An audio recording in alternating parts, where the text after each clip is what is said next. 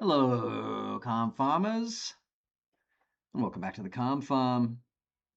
Calmly farming rice and vegetables every day of the friggin' week. FS 25. If you're tuning in live, skip to the present moment. If you're tuning in dead, hello and welcome back.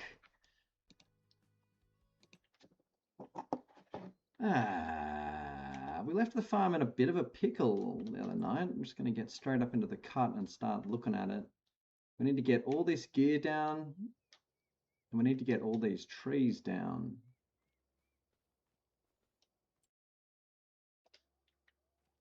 So the best way to do this, first things first, I'm going to start stump grinding. That's something I can do solo.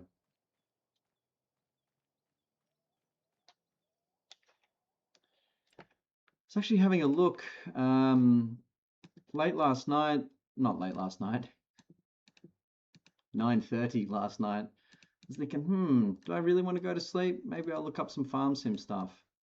And I watched a video entitled Best Logging Maps FS25. I got some pretty interesting ideas from it. So maybe we could go check out another map.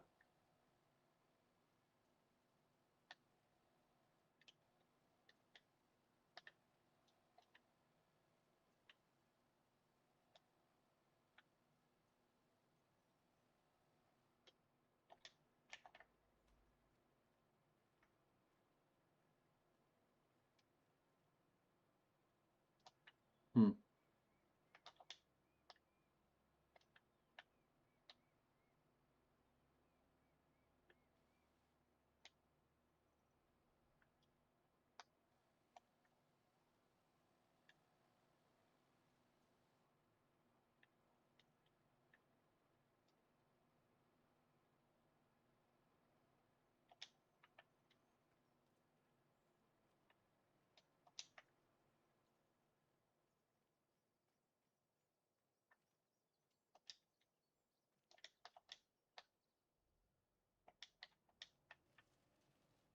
Early stream, Gonzo. Cool. It's glad to have you here, off the jump. Just me and you. Alone at last. Oh, Hunter. What's up, brother? Good to see you there. What I was saying, maybe to no one, was that late last night at 9:30 p.m., I was looking at I was watching a video, a YouTube video entitled Best Logging Maps FS25. And I found some pretty interesting stuff. Well, this gentleman, this European gentleman, found some interesting stuff, and I watched his video. I think today will actually be more of a harvesting one. We just need to put a little bow tie on this logging operation, then we can move on to the usual stuff. Got a little bit of tidy up here, and then yeah, we'll be on with your regular programming. I think that's all of the fuck off. I think that's all of the stumps. There might be a few more. Oh, yep.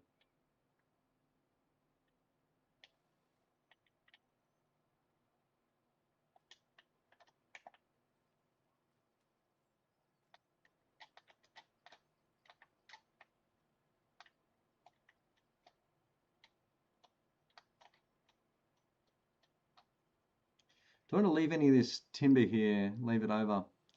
Gonzo, what are you up to, dude? How's your Sunday going? You working today? You still out on the Dido or the FIFO or some sort of O?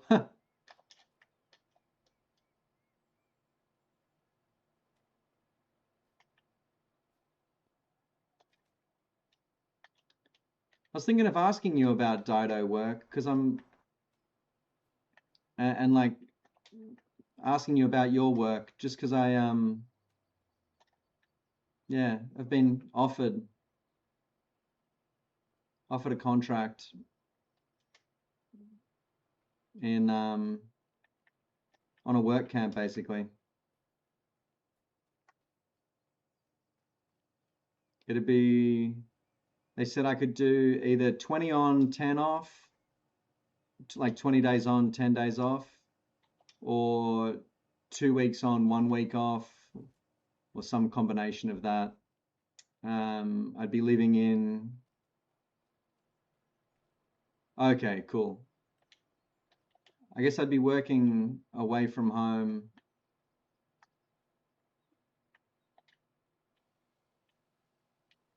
Okay,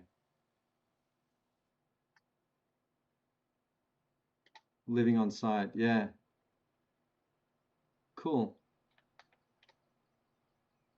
Is it part of your contract or like how? I guess I'm just trying to get my head around what it would look like.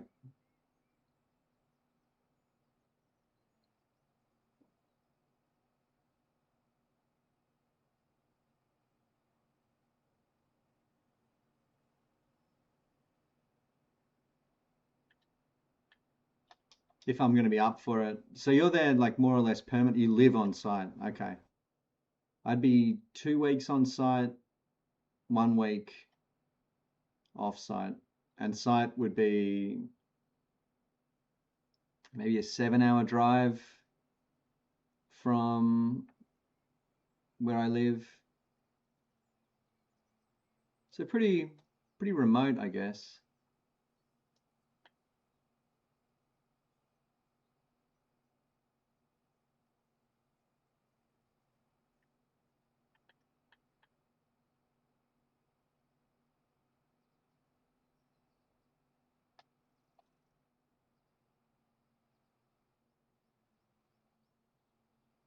Okay. You get paid to pay your boss. Yeah, yeah, yeah. That's cool. Sounds sounds about right. um, yeah. Let me know when you're out here, Hunter. Just come meet me up on site, bud.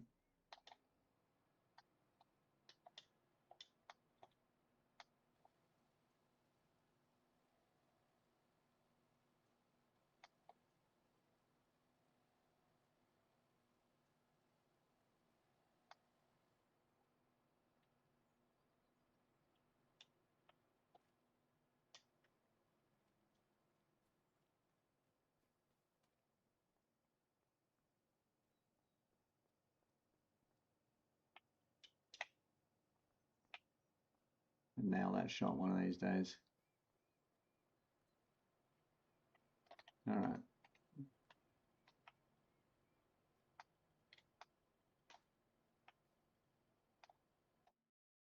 Oh, here he comes. No, it's employee housing. It's like bivouacs, pretty much. Like not a somewhere between a tent and a house, or like a demountable kind of situation. Apparently, it's air conditioned, communal eating, showering, pure work, pure temporary housing. Temporary housing. Yeah, yeah. Maybe trailer might even be a bit much. It's like room with bunks, aircon, PowerPoints, maybe some sort of yeah. There might be some creature comforts, but I think it's pretty well not that comfortable.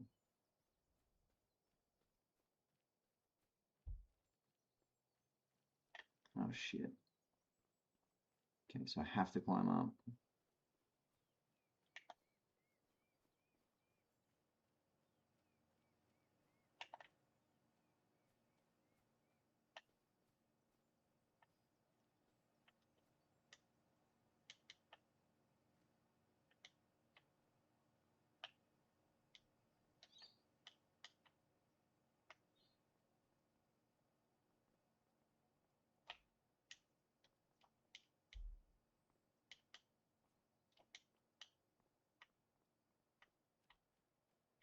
Okay, fucking parkour.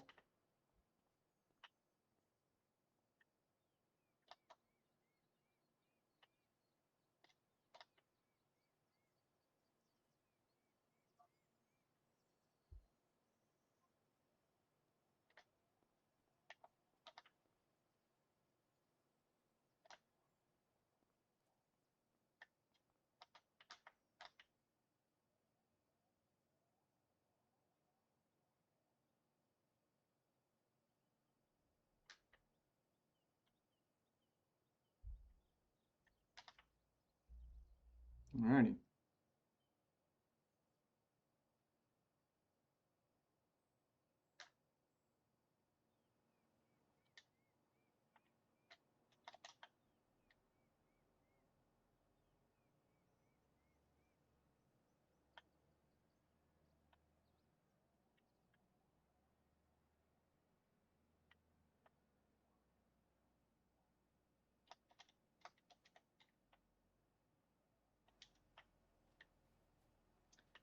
Yeah, I don't know. I'm in two minds about it.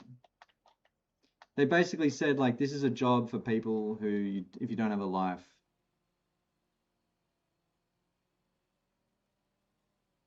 Yeah, Gonzo. That's basically the circumstance. I don't have any cats.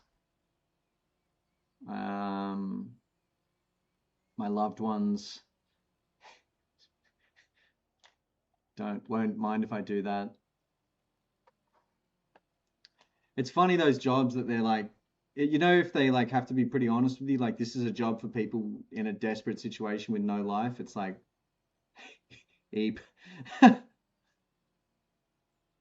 cool that those kind of jobs even exist, or that like having no life can actually be a pretty powerful thing on your resume. I'd say there's jobs I've gone for that you literally would have a better chance of getting hired if you put on your resume, no life, no family, no hope, stuff like that. They'd be like, ah, yeah, hire him. Get that man on the team.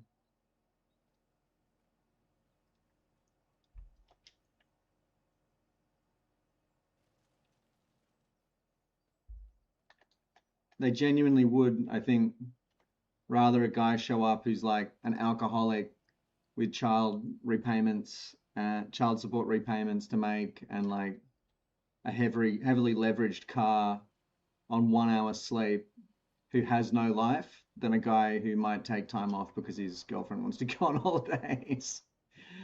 Hey, Harry Johnny, what's up, brother?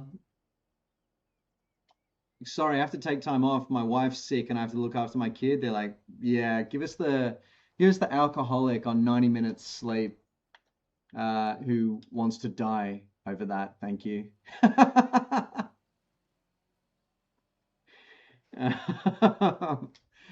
We're in dark territory now, Gonzo.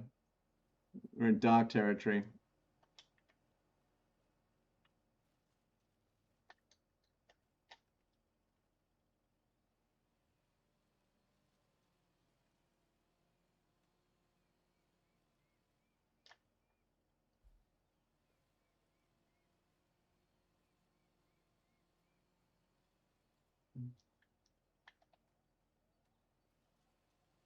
Yeah, yeah. I mean, that's what I'm doing now, Gonzo. You see me out there doing like a 68-hour week, out the door at 4:30, in again at 7. Pretty crappy like life, I would say. But that is like the trick to succeeding at the job.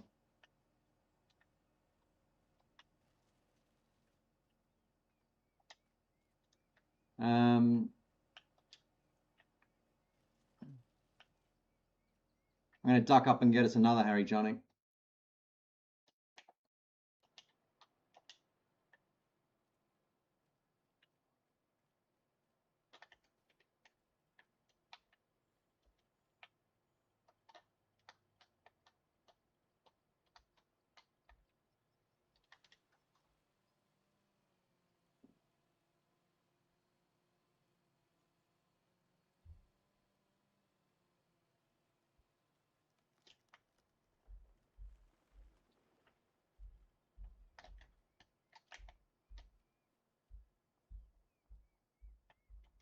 Alley-oop.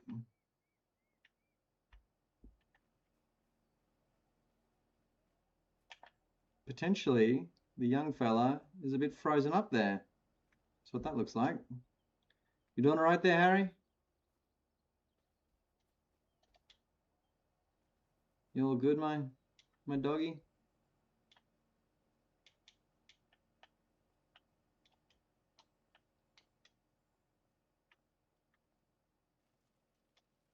Oh yeah, he's back.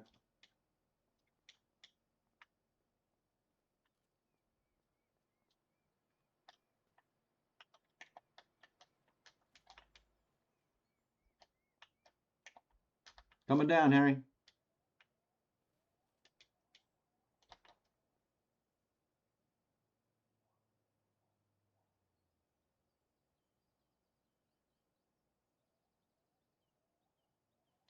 Shit.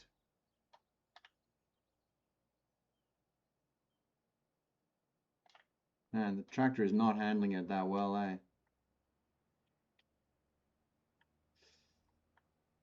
Come on.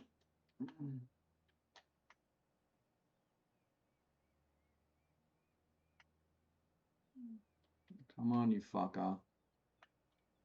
Oh.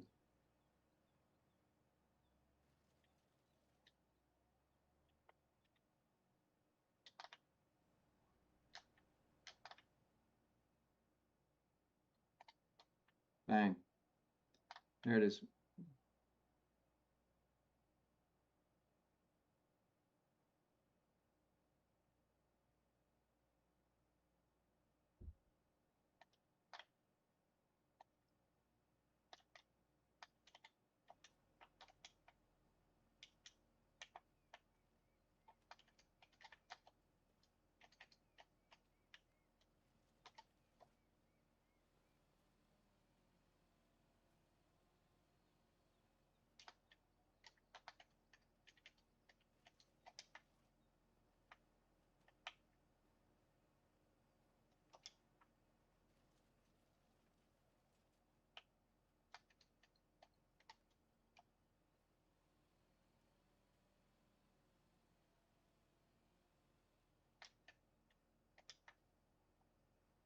It's a brutal thing sometimes being a, you know.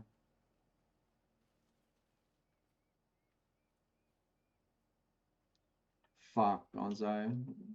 I mean, I can tell sometimes by your listening hours that you're going like fucking hard out there.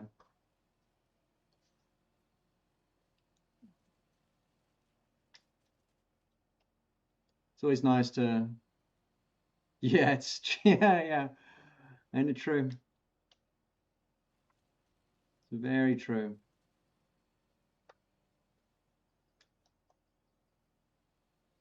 Sometimes even being smart isn't enough. I sense that you're pretty smart. I'm not, I don't know if I'm, decision making maybe is the where I fall apart. Make bad decisions. Bad life decisions. But you know, fuck should I know? They didn't teach you that shit at school.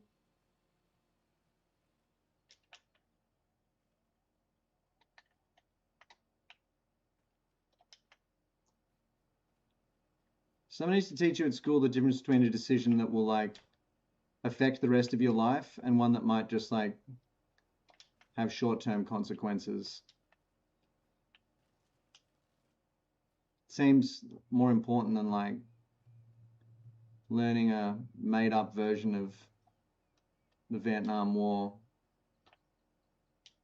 where it turns out we were the good guys all along. You know what I mean? I don't fucking know. Teach you that some of the choices you make will affect you forever. Really handy thing for someone to just say to me at some point.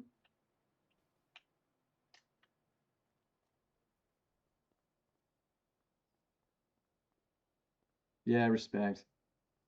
Respect to that, dude. Thank God I resisted the urge to join a band until I was like 25.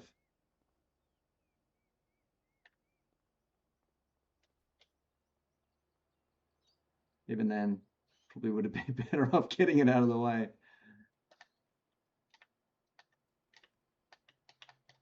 How are you listening to this, right, brother? Just think about what you want in life. Think about your values. You don't have to stress out about every decision, but, you know, some of them will influence you forever, you know. Some decisions, it's like, ah, do I get a tattoo or not? Who fucking cares? Others, it's like, I don't know. I don't even know what I'm saying. I'm probably not the guy to listen to even. Who do you turn to for advice, Gonzo? It's a good question.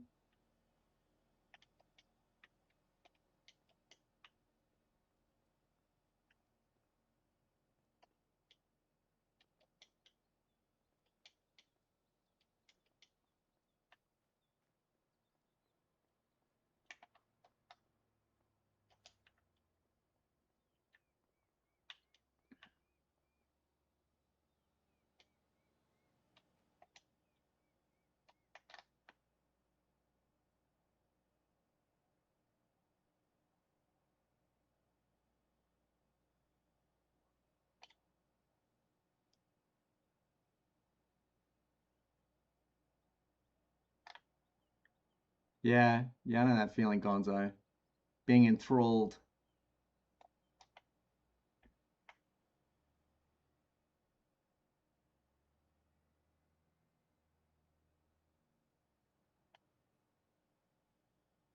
Oof. Young Harry Jonick with a near-death experience there. Behind you there, bud. It's going to just pull past you.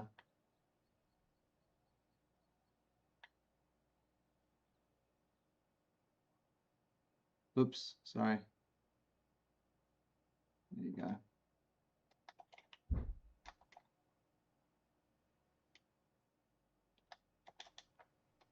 All right. Get up and wrap up the stump grinding up here.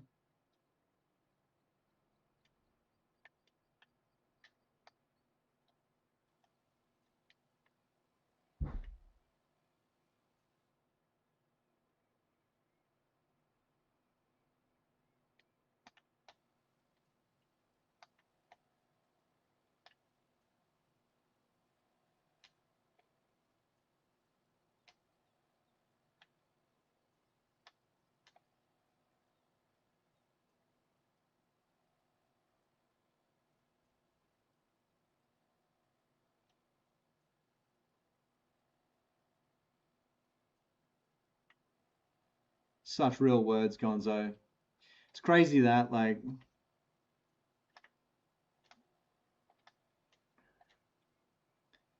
just the moment that you realize that everything has to be different.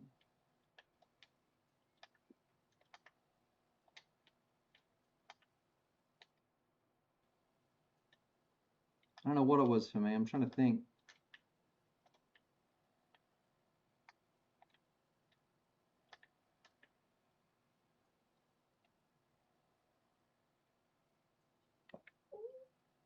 Hmm.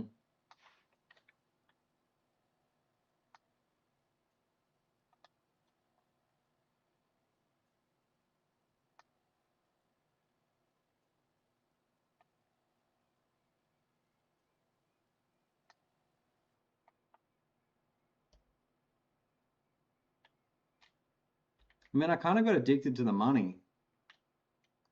I remember when I was working on the light rail, I was at university, but I was working on the light rail and I was moving furniture and I made like $2,000 one week and I was just like, fuck. I don't know if I can be fucked with university anymore, man. Did a bit of work experience in the field I was studying and it's just like earning nothing and sucked at it. I really, really sucked at working in an office. Like I just couldn't make myself give a shit. I hated what I was doing. And I wasn't a hateful guy, so it was just like, Fuck, I think I've got to scrap this, hey.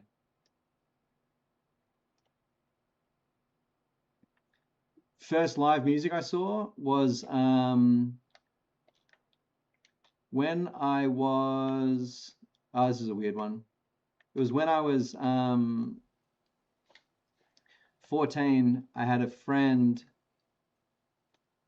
whose girlfriend's dad got multiple tickets to see Christina Aguilera. And I went to the Christina Aguilera show. That wasn't someone that I was a huge fan of at the time.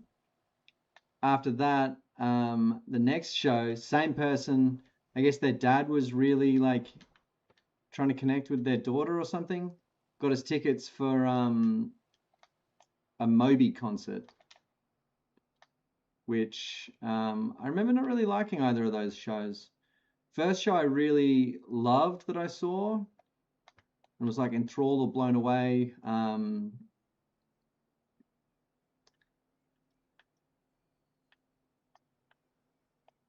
guess between those two times, I went to like music festivals, went jumped the fence with my friends and saw like, you know, Frenzal Rhomb and stuff like that. I thought that was fucking sick. But then, interesting, right? We wouldn't think based on where I've ended up in my like live music adventures or whatever. Harry Jonic, I'm gonna go stash this, mate, and keep soaring those plays, and I'll get this gear ready to get out of here. Me and you can have a bit of driving to do. The first show I saw where I was like, yep, that's how it's done. I went and saw one of those like I saw the 2006 BJM show in Sydney, and he like freaked out, and these were songs that I was super into at the time, and then seeing that was like, okay, this is how you fucking do something actually cool. Oops, sorry, Harry.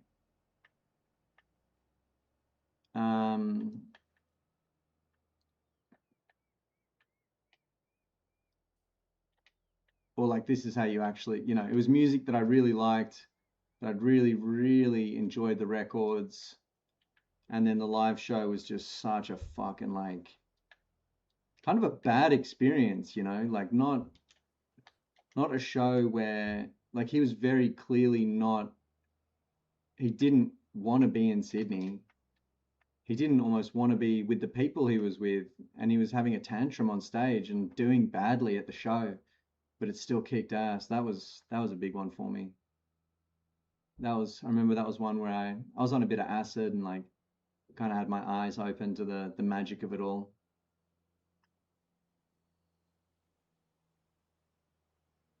What was the early you because I never got hit by the metal scene, I was like a surf kid, and even goth music kind of felt too grown up for me,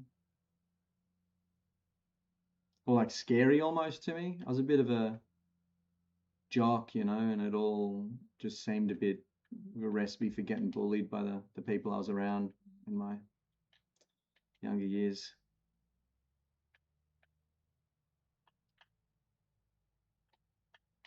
Which is not cool, but there you go.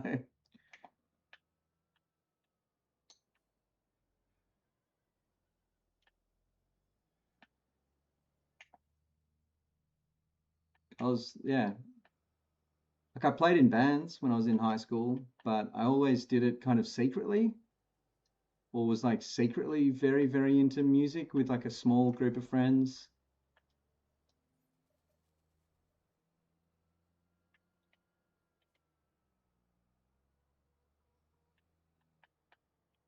Felt almost like a type of coming out, you know? That's a ridiculous comparison, but yeah, I don't know. I remember like the kid who came to school wearing gloves, getting bullied.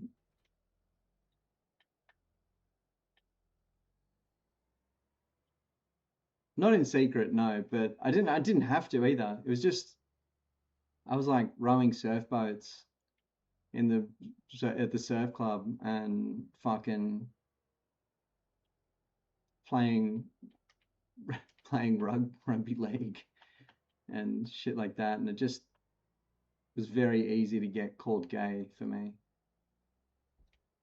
So I kind of just did it at home by myself and with this small group of friends I had who would talk about music and like swap records and listen to a lot of music on the weekend and stuff.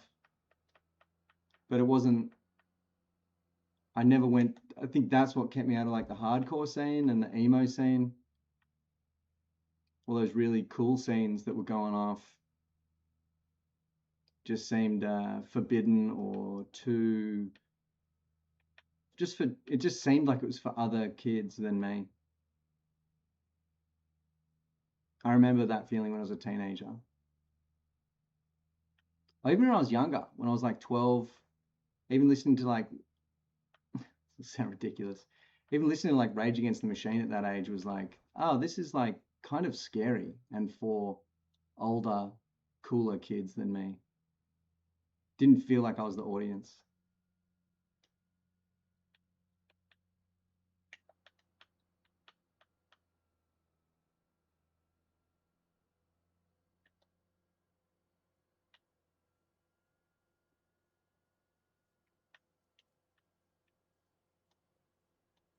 Of course, having got older, revisiting all that stuff, it's like, damn, this is fucking sick.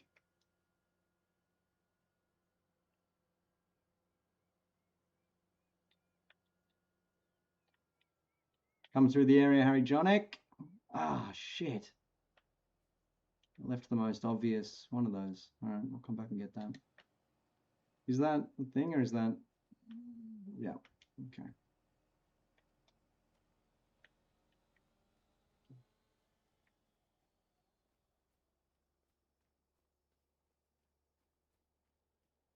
Yeah, didn't have to do anything in secret. It would have been fine, but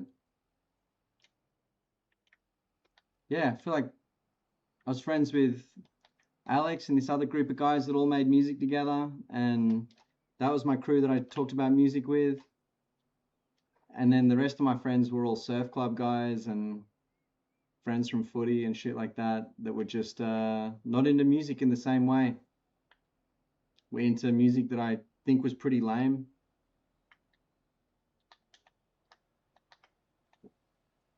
Didn't really want to talk about music with them. They probably didn't want to talk about music or had an idea that it was, not something to be talked about that much or in the depth that I wanted to.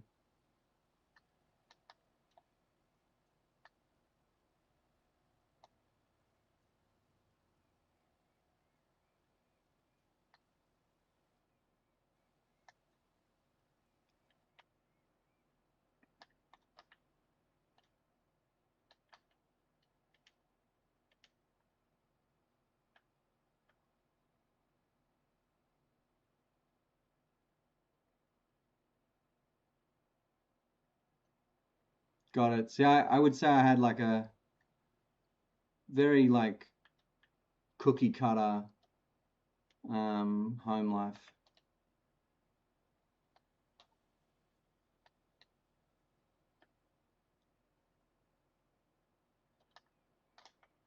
And that's what that would have definitely influenced my thinking here, like, or around that for sure, actually, looking back. Like, wow, what are these people so angsty about in these songs? Just probably had not experienced angst at all, like any real angst or challenge or whatever. Just like stability and safety.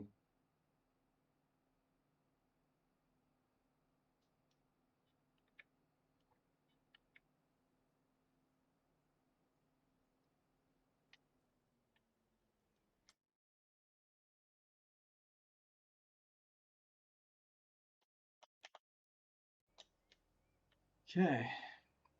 Getting there, Harry Jonick.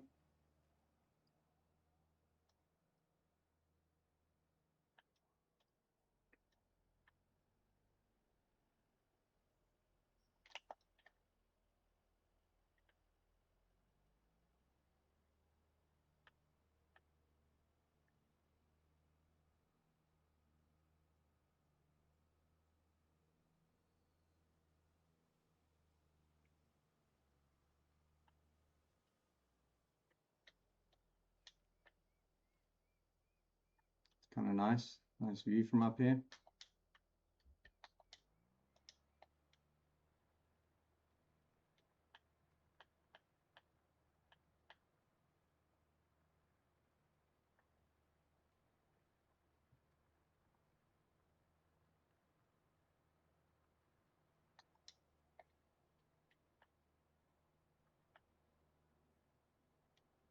Ah, I would say my parents were like super supportive and I have no faults of them, but they, you know,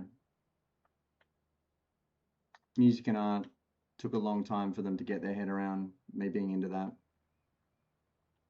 That was more something that they accepted when I was getting my band written about in the newspaper and shit.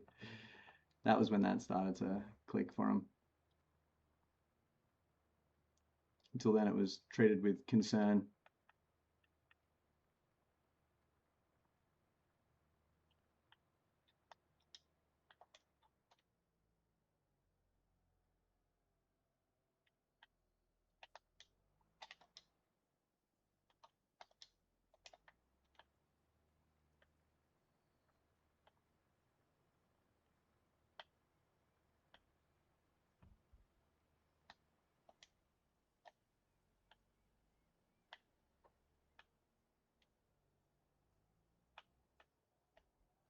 All right.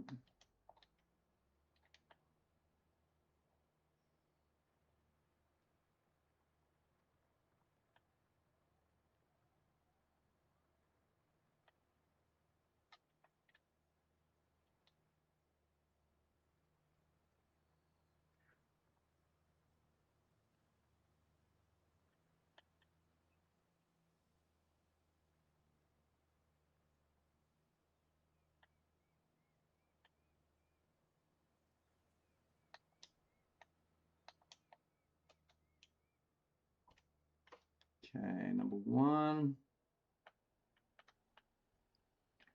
And number two.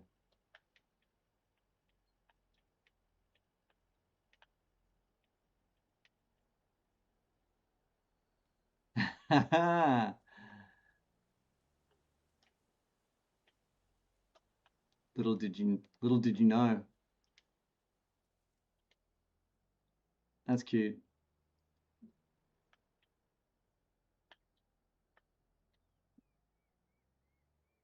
It's really sweet. The thought of young you trying to decipher the cheapest instrument.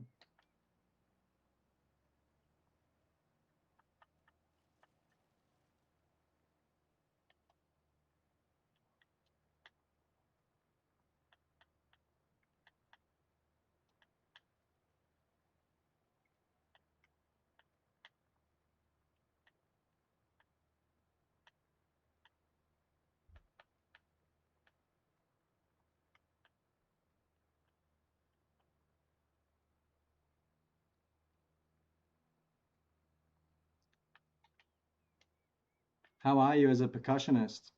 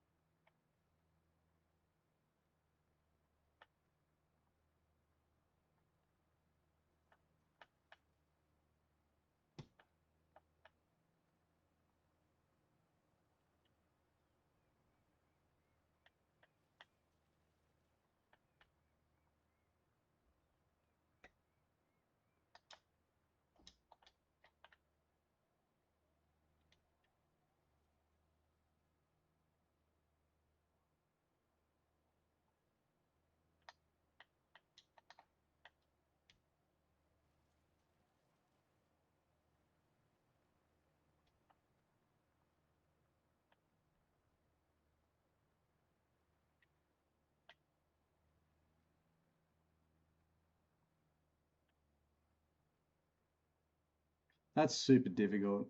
Sheet music is, I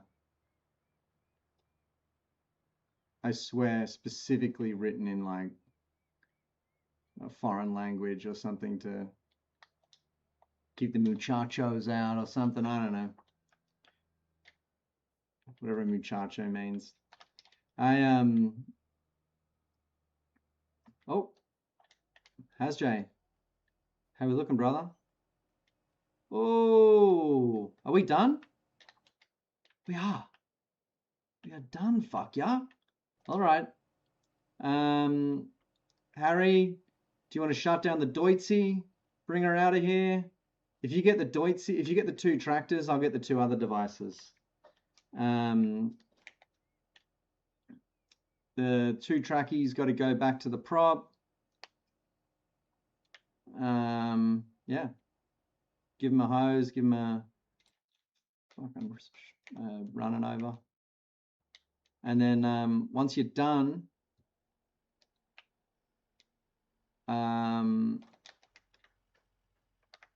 if you could run up the temple and grab the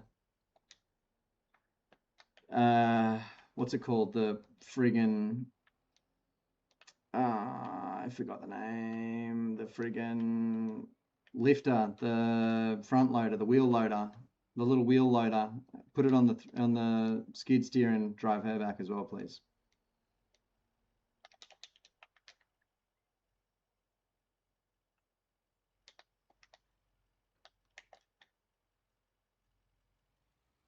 Ah, the call of the spiel. Yes, I know well.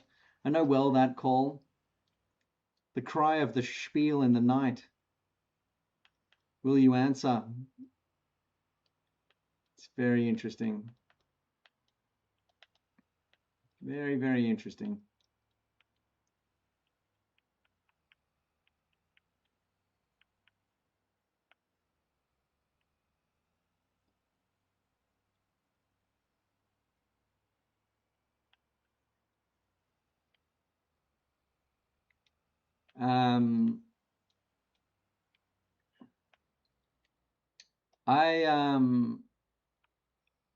Oh yeah. I play.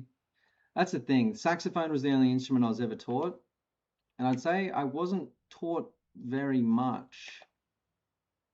I was taught when I was in years. Because when I was little, I went to a school that my mum taught at, and that gained access for all sorts of shit, like didn't have to rent the saxophone at first, was able to get free lessons pretty much. And then in high school, same thing. Join the band or join the choir or join cadets. I didn't want to do any of that, so I joined the orchestra.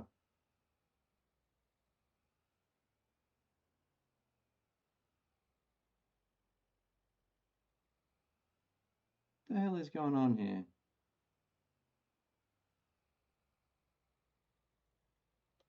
Why's the truck struggling so much?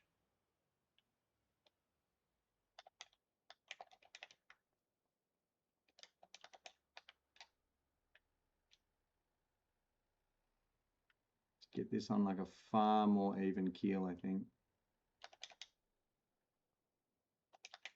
Yeah, it was like at the time I was like, I don't want to do anything. But my mom was like, you're learning the saxophone, you're learning an instrument, pick an instrument. And so I chose the sax. Yeah. Yeah,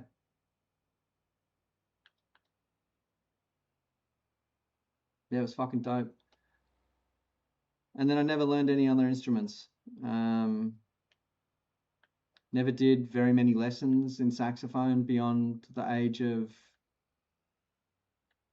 11 or 12 or whatever year 6 is. But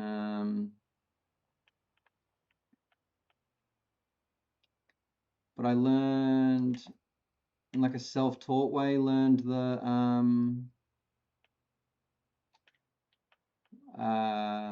guitar, the piano, basically. Nothing else really.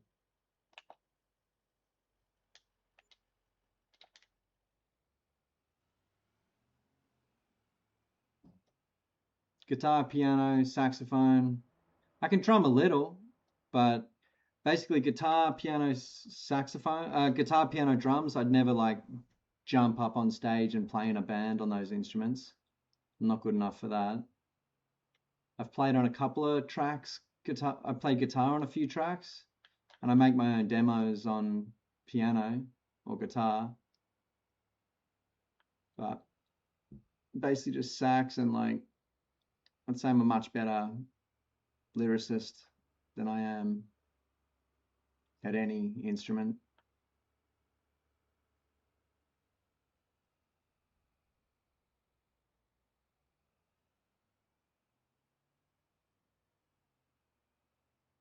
Wait a sec.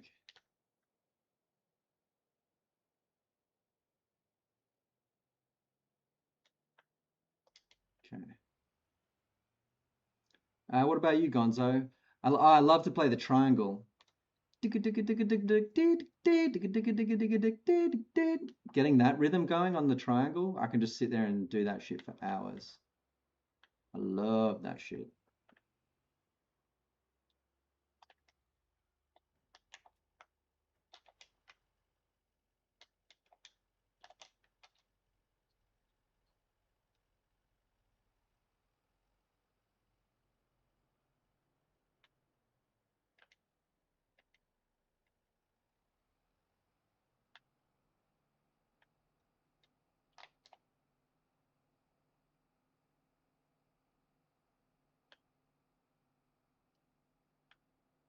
Yeah, great instrument, super underrated.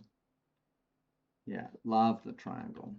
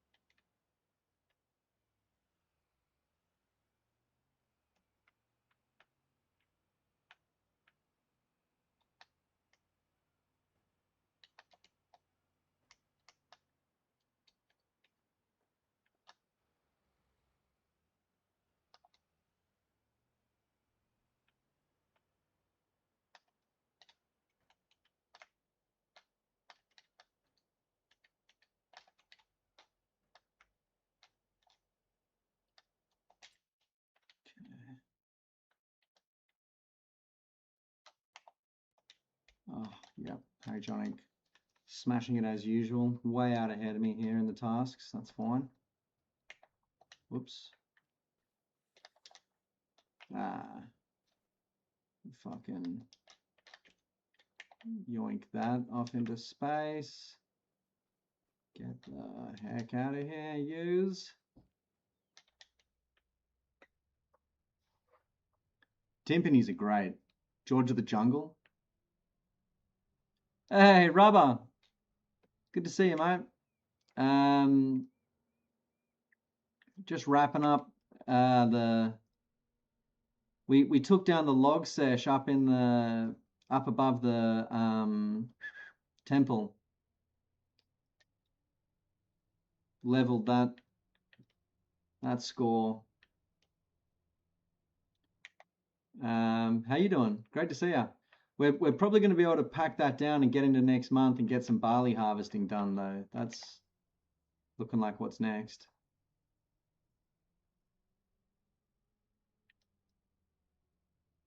Agreed about the drums, Gonzo. Prohibitive costing fucking thing, that one.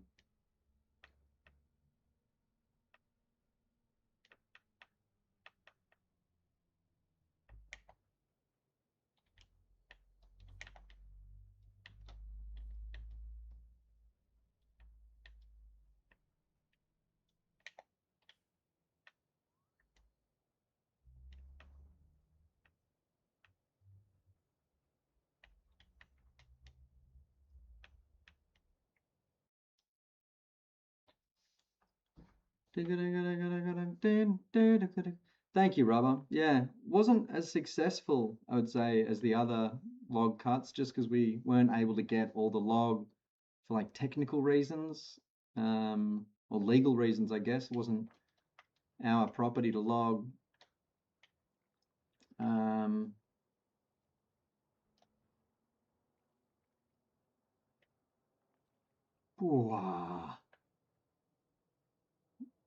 yeah, it's nuts how much that stuff can cost. It really is.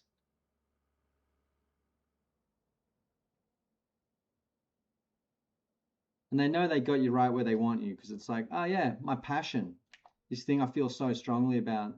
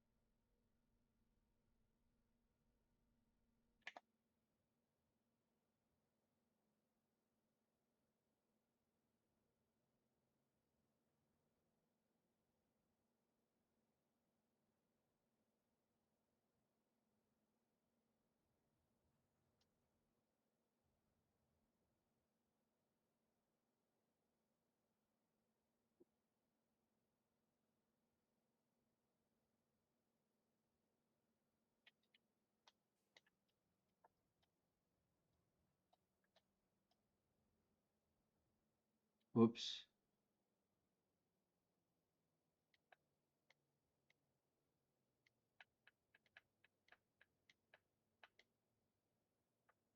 Yeah, it sucks. I mean, and those E-drum kits are all, like they're also pretty costly. Like you can pay over $1,000 for those, or I'm sure way more. Um, and still make quite a lot of noise and aren't really as satisfying. Hey, Climate Fan, good bro. How are you? We're talking instruments. Do you play anything there? Yeah, yeah. I appreciate your honesty. Good to see you again. We don't normally work at night here on the Calm Farm. We normally typically if you got to have the headlights on, we shut it down. But we got to get this logging thing done before the barley harvest. Nice. Baby do the bad thing. Wonga wonga wanga wonga. What'd you do, Farming Hunter? Where are you? Let's see. I bet I can guess. Drove into the creek at the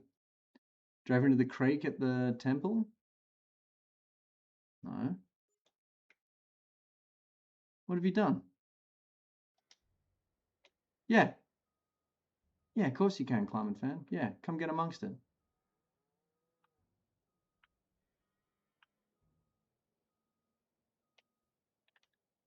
Where?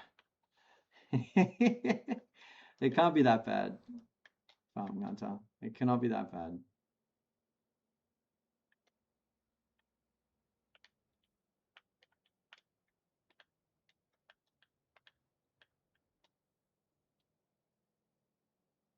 Yeah. Come join us, climbing fan. I know exactly what we're going to get you to do.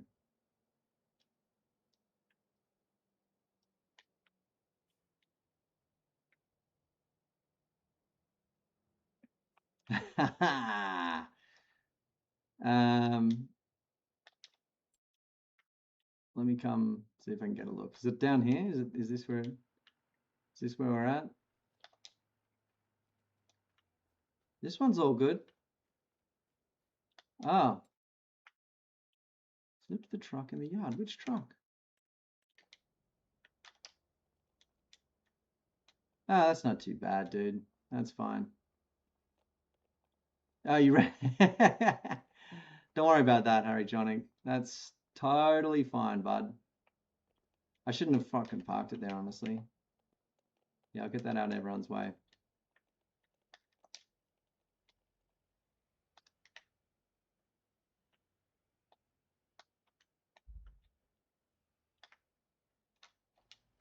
That is nothing, dude.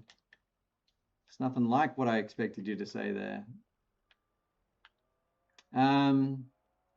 Cruisters, Brewsters, we're just going to put away all the gear here. The gear here getting put away. Oh, thank you. And then we're going to get into next month and launch headlong into a barley harvest.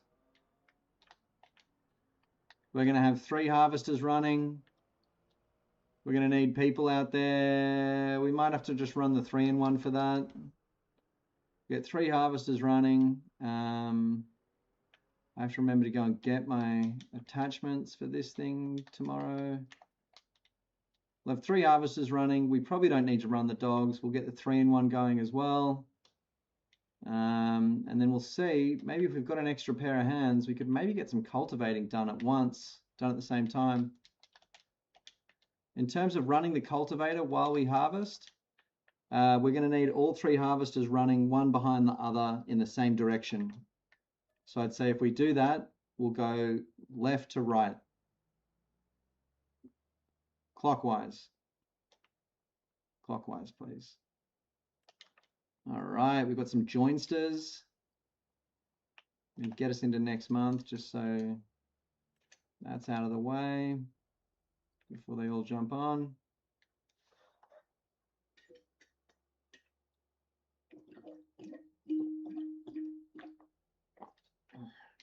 Wow, middle of summer, 5:30, the sun's already just like completely up. Aha, good one. Good one, climbing fan. Don't worry about it, bud. We'll make this is going to be put on a platter for you. This will be too easy. We're going to put you in the medium harvester. We've got Yaz as well. So we'll maybe get Yaz in the small one.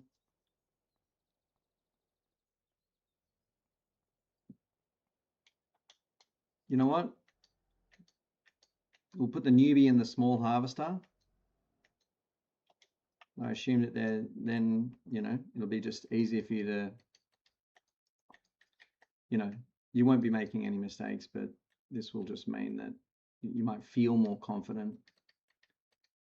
Grain headers.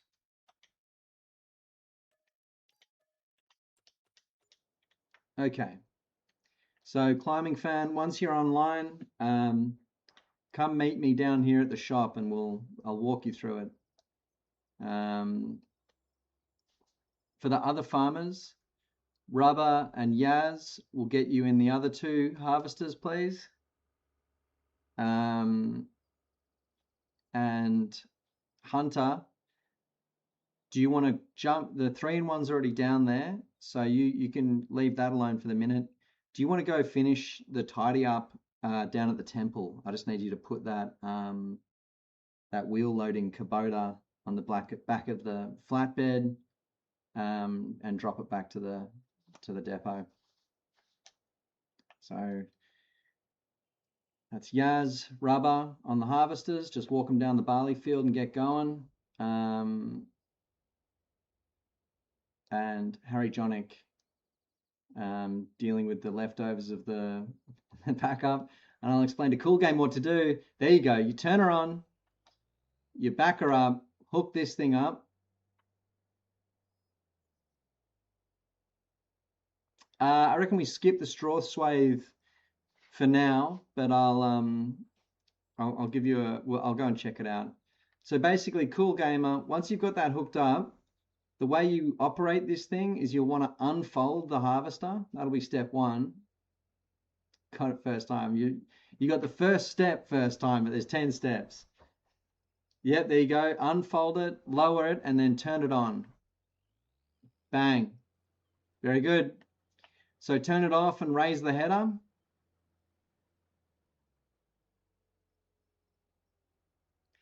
And then drive out here, turn left, and just follow your nose. Keep driving straight. You'll go across a bridge. It'll do a little S-bend. But basically, if you keep following this road, you'll reach a golden field of barley. It'll be on your left. And that's where we're doing this. Now, what we want is everyone to just proceed around the field in a clockwise motion. So you want to be going straight, turning right, going straight, turning right, going straight, turning right. And the idea that we try and the theory that we try and adhere to here is to have you to keep you moving and to pick up the grain as you're on the move. I'll meet you down there in the 3-in-1, and we'll do a little. I probably will actually need the dog truck for his. All right. So farmers, I'm going to park the 3-in-1 just inside the fence here for you to unload at, should you choose.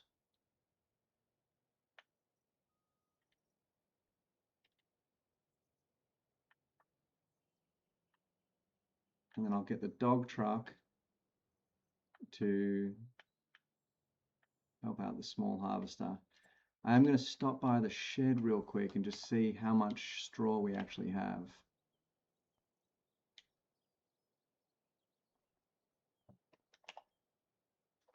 Straw. So we've got 6 8,000-litre straw bales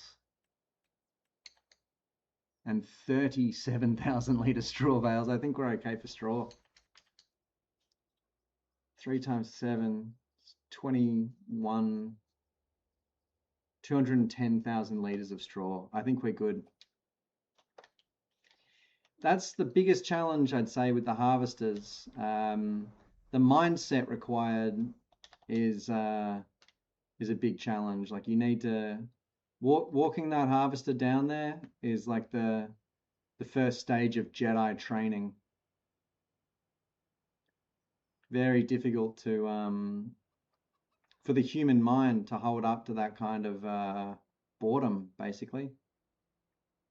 Gonna come around your rubber. Oh no. You go first, bud.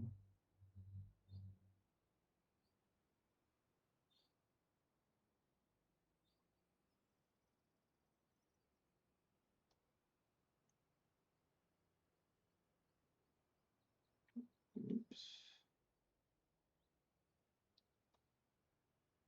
So we've got rubber in the cart there. And I'll come meet you at the top left of that field and just make sure everything's going all right, Cool Gamer. So to abandon you there. You there yet? Oh, you're nearly there. Mate, you might have gone too far there, bud. Where are you? Yep. So you see that golden field there? That's what you're shooting for. So I reckon just jump through that cut there and get into it. Sorry, I should have come and met you. So let's see this big field of golden Barlos. That's what your target is for today.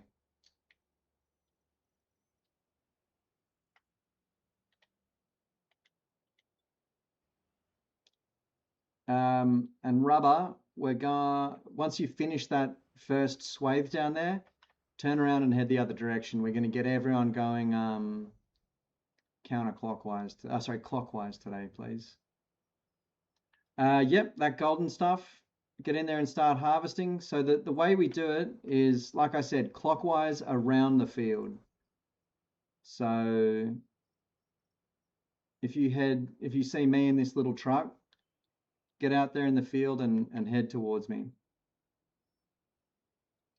Clockwise is the direction that the hands go on a clock. So if you turn toward me, bingo.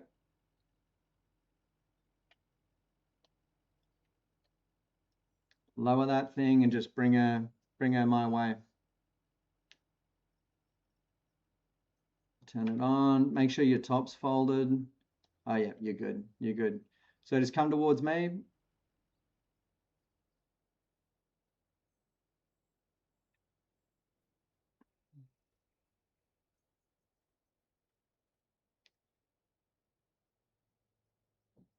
Try and hang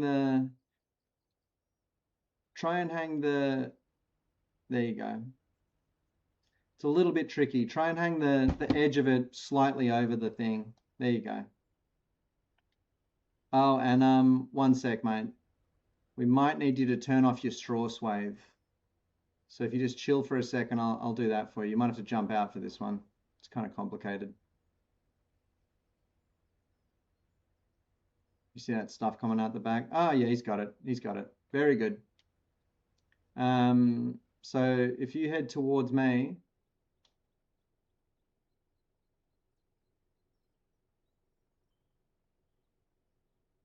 perfect.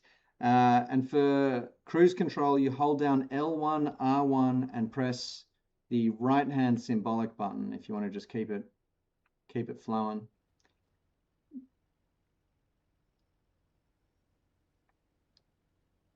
There you go.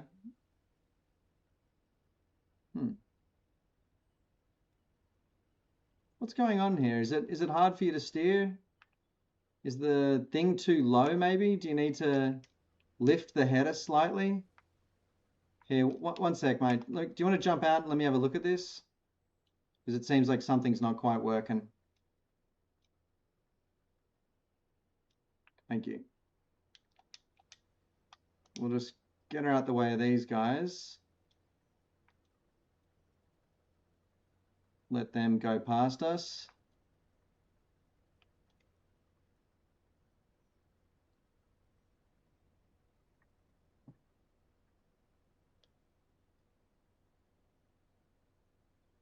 We've got the full deep crew on deck here.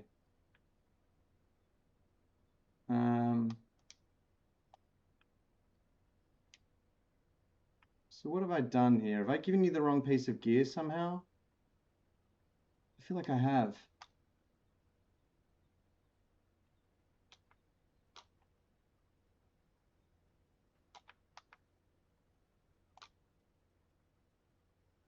Yeah. Jeez, I'm sorry, dude.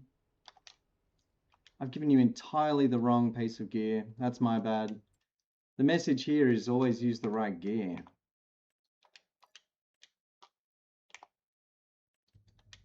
Frig.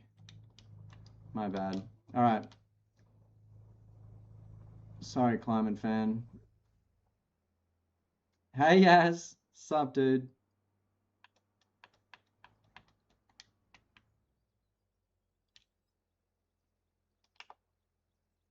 Firstly, let's get this thing repaired.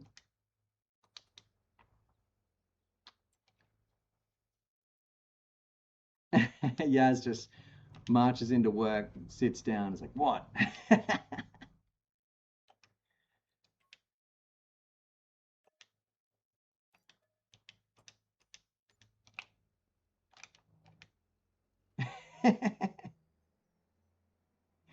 Very cool. Great to see you, Yaz. Oh, sick. The deep hang going down.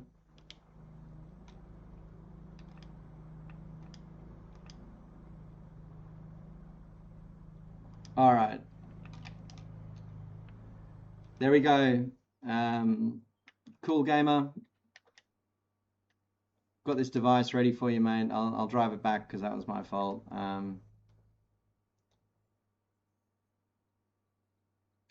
Cool.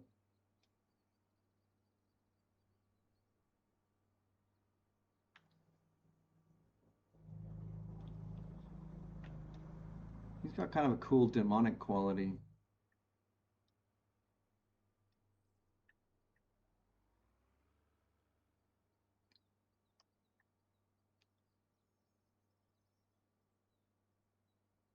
How's the new place going, Yaz? And yes, we wrapped up the logging operation up there. We planted in the cherry trees and yeah.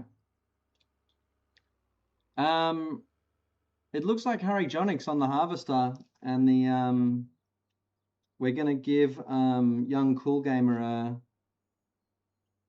a go on this little one. So maybe Yaz, let's get you doing the load if you could. It'll just be with one dog truck, so you'll be loading and running. But let's get you doing the cabbages and the stuff, and then we'll let these guys get a bit ahead of us, and then we'll jump into the cultivation.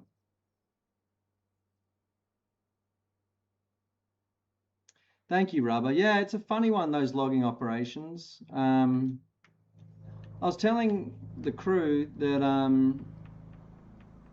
I watched a YouTube video about the best logging maps, and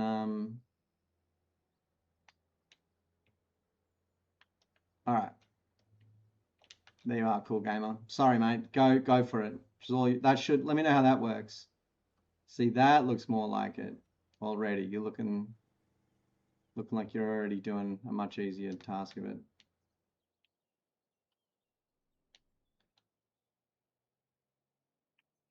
Okay, very good.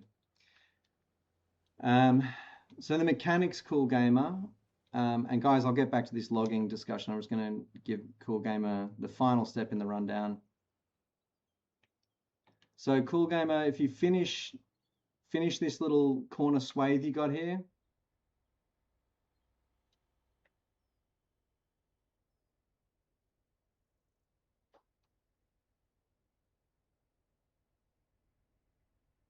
come back and grab the rest of it.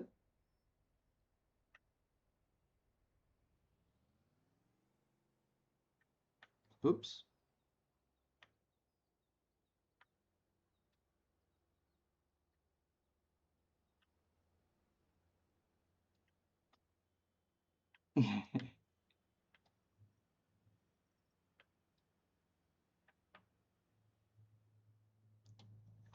Now, if you put that pipe out,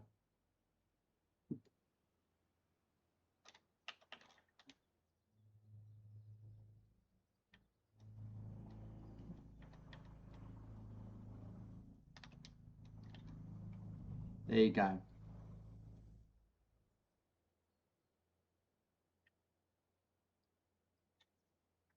So basically, you've got the whole mechanic now. You fill the harvester. I mean, you set up the harvester, you drive the harvester, you unload the harvester. It looks like you'll be on empty right now, but you'll see in the bottom right a percentage number. That's how full you are. When that hits 100, stop the harvester. Don't drive any further because you won't be able to take any more on, and you'll damage the barley. But yeah, there you go. You're now pretty well a qualified calm farmer. If so, as you can see, we go this direction clockwise or left, right, as other people call it, the lure approach. If it looks like any of the boys are going to overtake you, just let them overtake. It's not a race. The idea is that we all just keep flowing.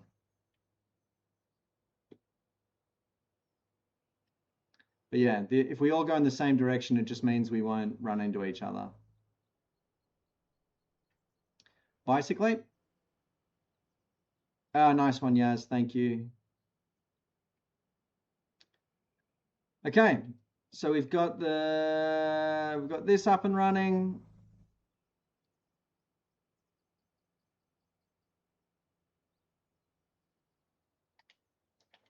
I'm gonna go jump in the cultivator and get this thing cultivated. I'll leave this Cool Gamer down the end of that row. So when you finish this row, you can just pull off and unload into the white truck here. I think the wall of that red one down there might be too high for that device. Yep, just pull off and unload. And I'll go hook up the cultivator. Oh, good job, Harry Jonic. Fuck, you're on it today, bud.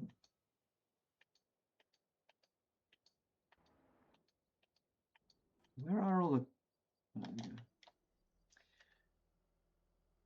Ah, good one, Yaz. We've also got a delivery ready to go in the form of the ute down the Hall Road. That thing's ready to party.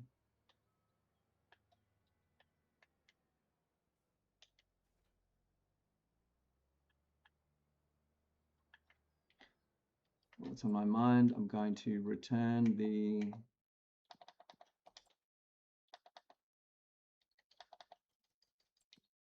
chipper because we don't need that anymore.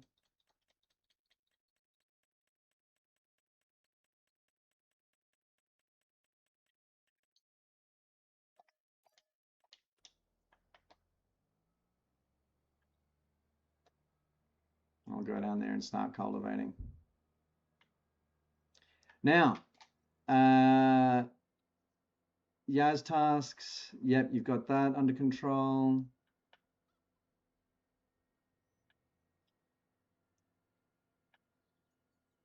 At some point, Yaz, if you want to turn on the pumps, that would be sick. We also have the cultivation ready to go. Sweet as.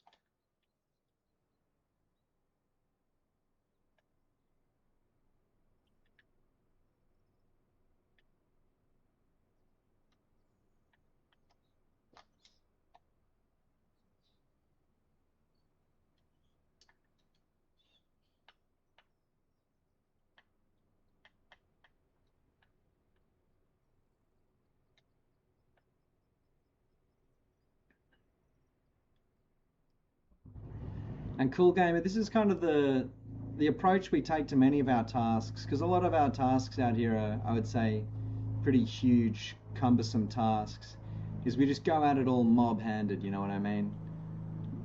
We always try and do things as a team, and that just makes them go so much faster. 3-man harvesting crew, you know, we'll have this done in friggin' minutes and be on to the next thing.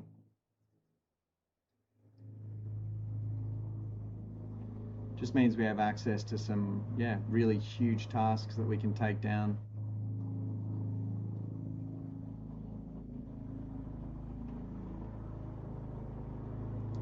Okay. So,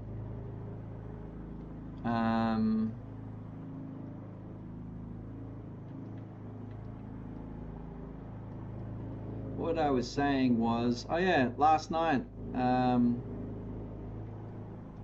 I was up late at 9:30 thinking maybe I can do, I thought, you know, it's 9:30, I don't have work tomorrow, I can have a little fun tonight, a little bit of me time. And so I fired up YouTube and got a video going about the best 5 forestry maps on FS25, and I found one that looked pretty fun that is crossplay. I thought we could have a look at it at some point. Yeah, that's what I wanted to say about that. I figure it's called Palatinate Forest. Palatinate Forest. I think this map, when we started with $500,000 and $250,000 in debt. I think this next one will start with $0 borrowable. and maybe $100,000 or something like that. Like really set ourselves a bit of a challenge. Because I know on this map, I went in this afternoon, and you start with a tractor, a winch, and some other devices that we can sell. So that's what I'm thinking for my little secret plan there.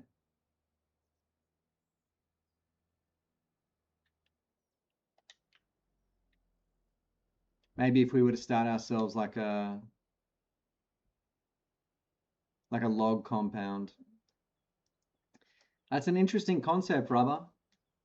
I wish we could. I wish this game worked like that.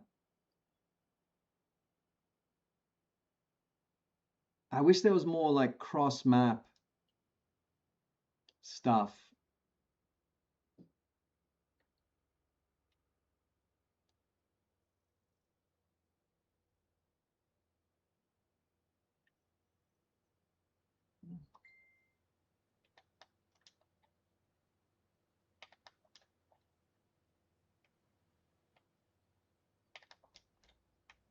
Like we should be able to trade products with other farms.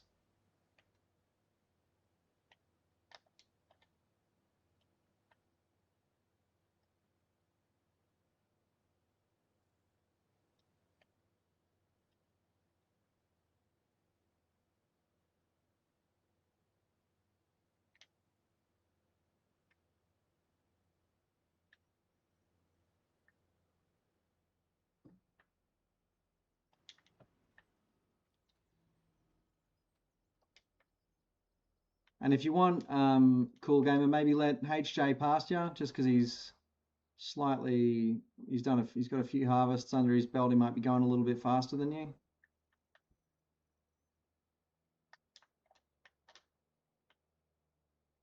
There we go. Good shout.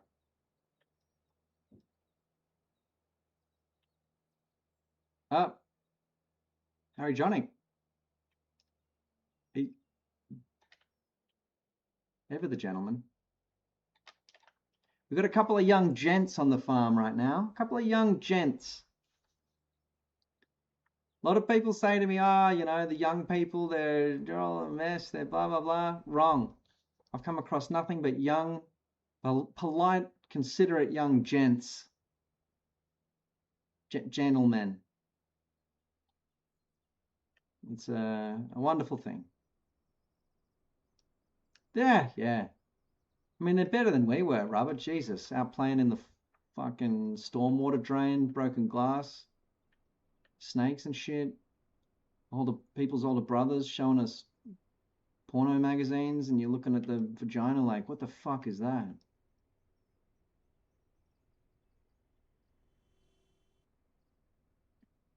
Parents just like, la la la la la. They don't want to hear shit.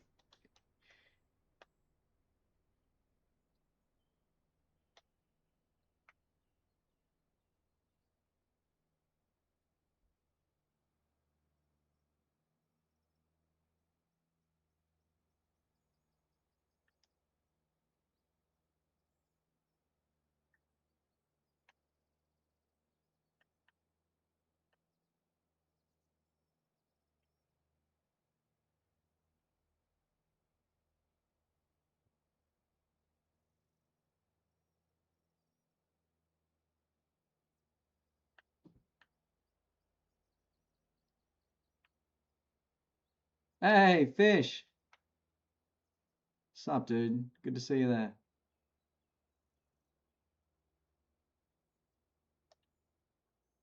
I'm going to press pause on that.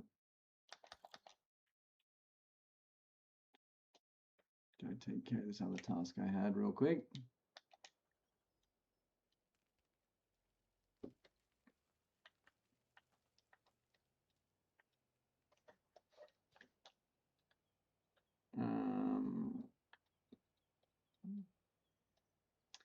The wires went up. I'm not watching, obviously.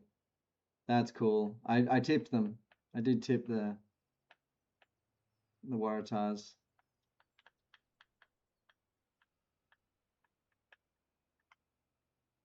Not the Waratahs, the Warriors.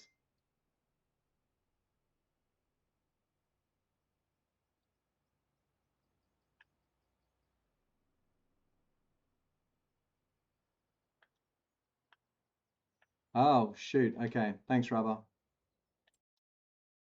Green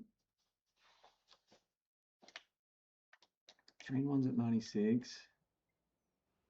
I'm going to go empty the small one. Leave that here for yous all.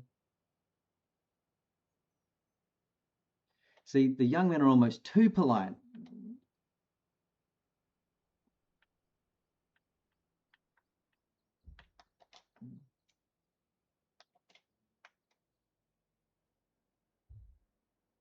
There's no such thing as being too polite. Manners are free, everybody. Manners are free. But harvesters, I'm going to park the dog truck in the middle here for you to unload at. And when you're done with those devices, the two big ones can go in that shed. Harry Jonick, go around Climbing Fan if you want, mate. He's giving you the go ahead.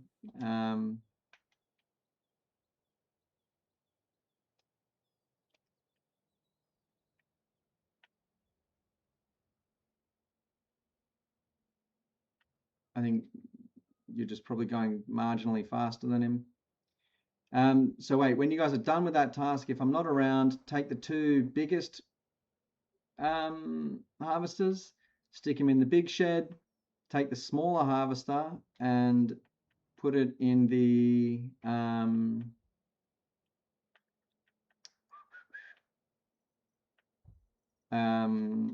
the shed with the yellow cedar in it. Just park it up next to that, reverse it in. We might have to figure out somewhere else for it to go later on, but that'll be its temporary home. And then I reckon then just get everyone, Yaz, stay on the deliveries, and then the harvesting crew will turn into the cultivating crew. We've got a cultivator out there. We'll get one of you to jump straight on that. Then we've got 3 cultivators, 3 tractors. So we'll get Mr. Cool on the red Fiat with the small cultivator. Mr. Rubber on the Deutzfahr and the red cultivator, which I think you know where it's at. And then we'll chuck Harry Jonick straight on the cultivator that's already out there. Then I'll get less lost, which I am right now. Let's see. Oops.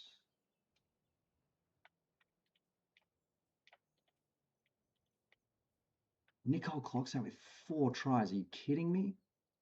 God, he's a freak when he's on, Fish. He's so good. Chans. Most New Zealand name ever.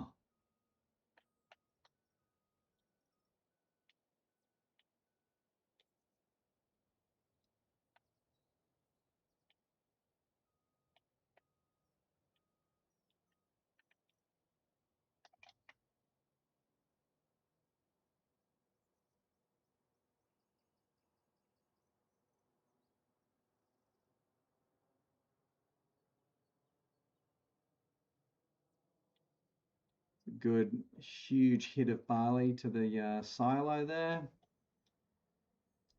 We'll keep the chooks happy. Oh, nice one. Okay, so Climbing Fan, if you drive your cultivator, sorry, if you drive your harvester back up to the depot and just leave it in the middle there, I'll put it away. And then I want you to jump straight in the Fiat, the red little Fiat tractor with a small cultivator. Head back down there and start cultivating, please. Yeah, Fish, if you want to come join us, mate. It's always good to have your company out here and your help.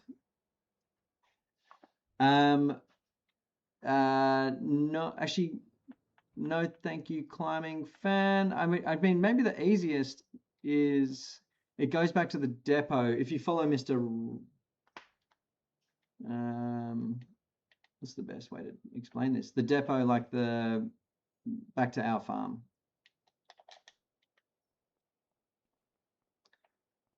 I can't remember, Yaz. I can't remember.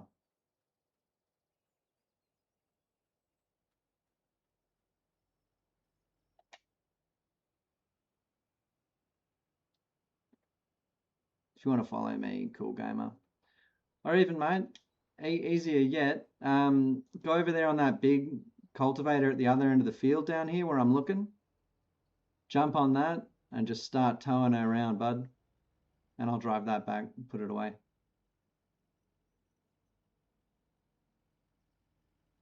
You see up the other end there, that tractor sitting there?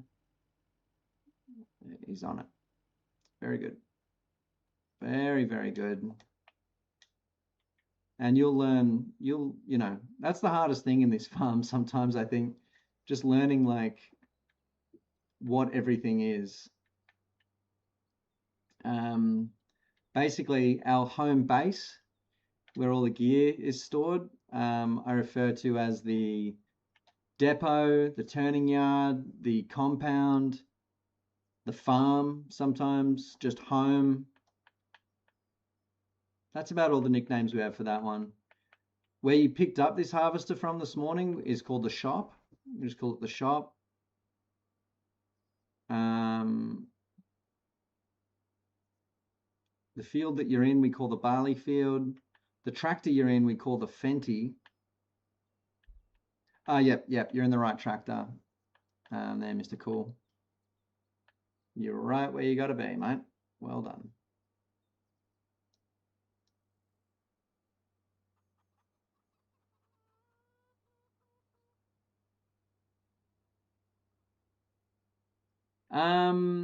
Hard to say what the best brand is, Climbing Fan. Where we use a Fendt, a Deutz-Fahr, and a Fiat. We have a Massey Ferguson harvester that you were just in. We have, personally, my favorite brand is New Holland, but we don't have any New Holland gear at all.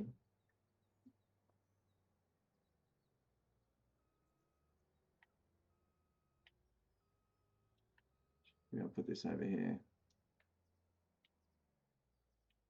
Fuck, we are going to need another shed, aren't we?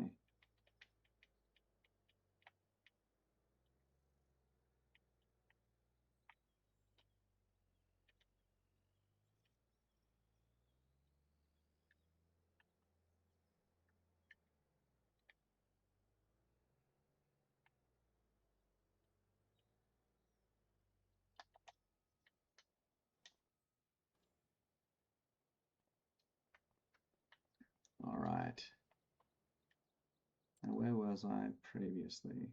Yeah.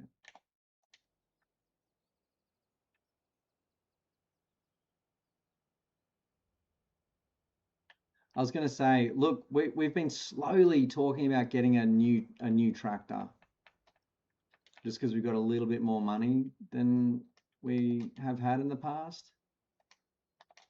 We are thinking about a new tractor, but it's a lot of money. And I would campaign to get a New Holland, just because I really like them. They're from Pennsylvania, you know. It's kind of cool or something. I don't know.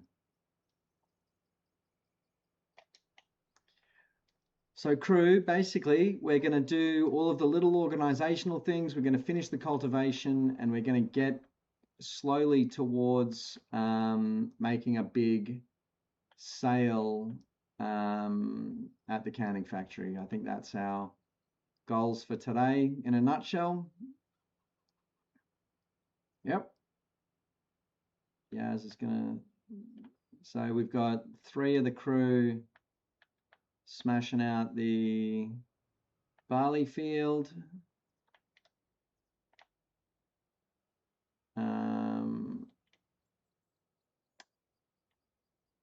I'll slowly get my act together and go try and give Yaz a hand. And then as you guys finish the barley field, once it's cultivated,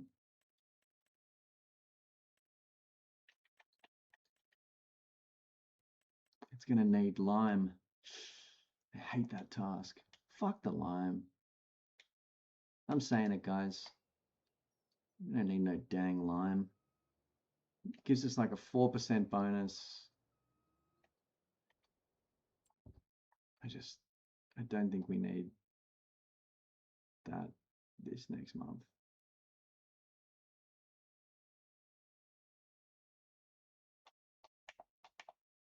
All right. So yeah,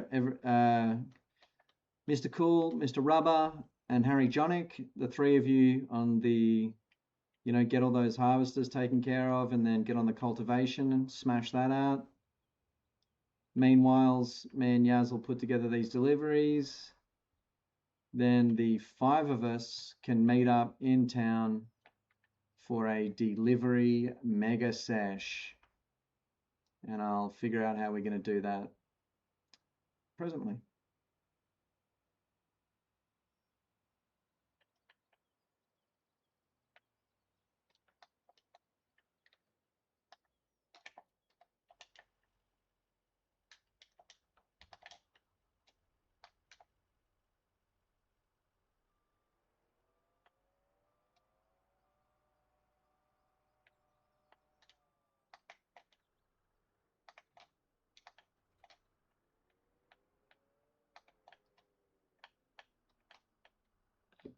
Predictions begin now for the sale day. For context, I think it's been, I can't remember when the last one was. We didn't do one in May. I'm pretty sure we didn't do one in April.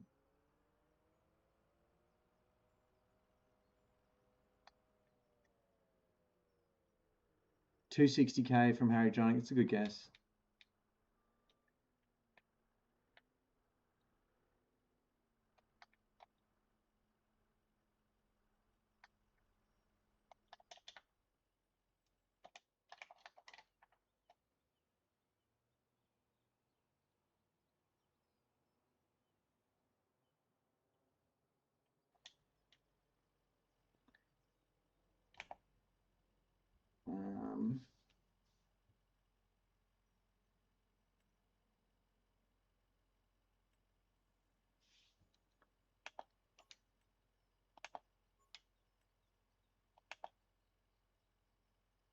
Oh man. Oh, I repainted it by accident. Oh shit. All right. All my shit is going to be like brand new now. La-di-da. Bit of a fucking waste of money. Dang. Sorry, everyone.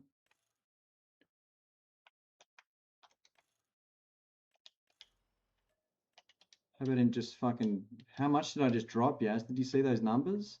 Look at it. It's like brand new. Ooh, ah. Fresh coat for the Roymobile, yeah. Ooh, ah, Glenn McGrath. I'm driving some brand new shit.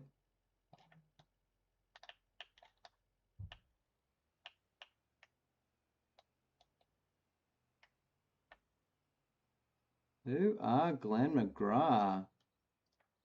Look at me go. Better get some fucking good work done in it then.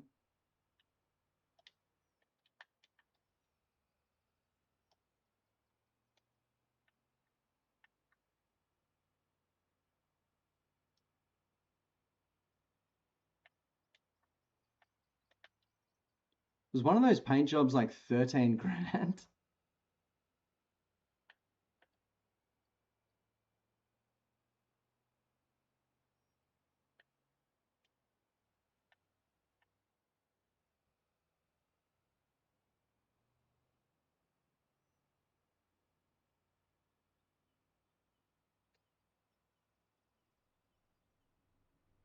Oop. No, I mean it might come up in vehicle expenses, but I think that number will be. We've already repaired a bunch of shit today as well. I wish they had more detailed, like, financial records in this game, but they don't. Okay. So with the cultivation happening, and Yaz will put together the deliverables. I'm going to get some of these flat trays out of here, get some of this gear down.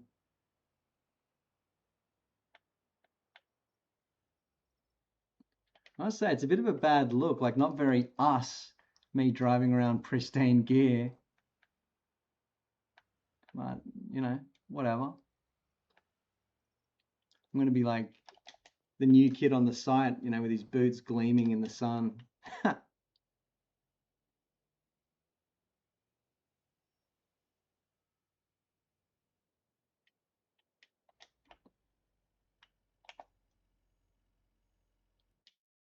Yeah, exactly. It's the only thing for it, eh?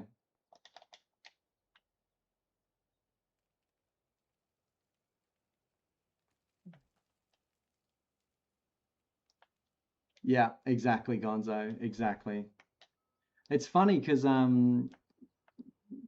Cool was saying yesterday he thought it was a good look, you know, having the grubby equipment. All right, forget about that. The dog trucks are still basically on zero.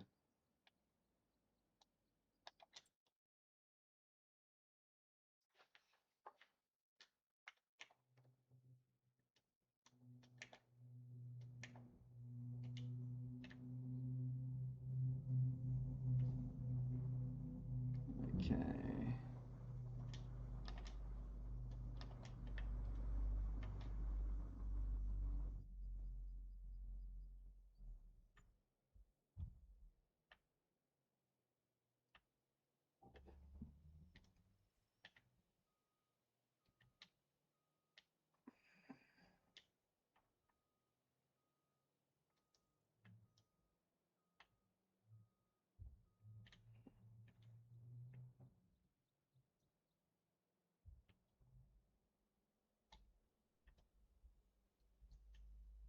Um,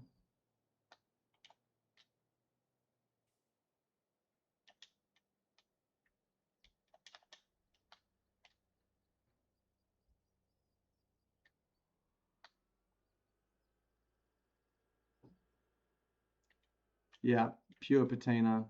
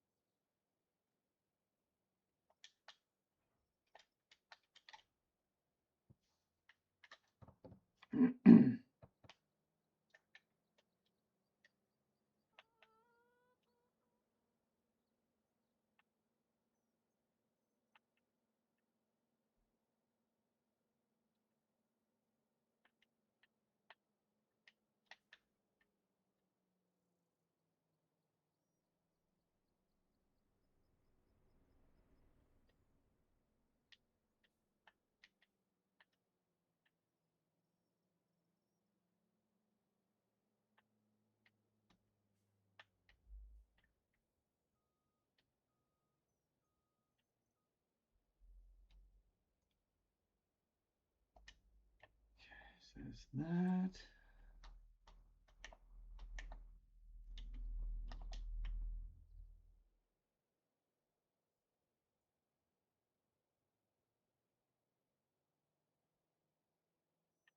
Fiat's a nice tractor. Very, very, very well loved vehicle, that one.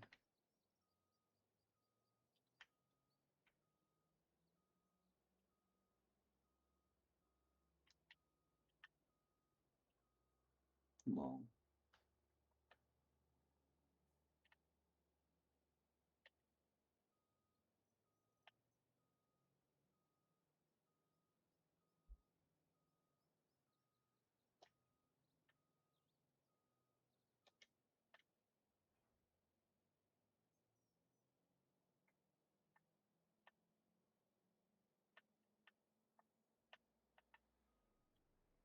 Jeez. Ah, I didn't realize it was the solstice. I think so. Yeah, I did notice the moon was very, very slim the other night. The skinny legend moon.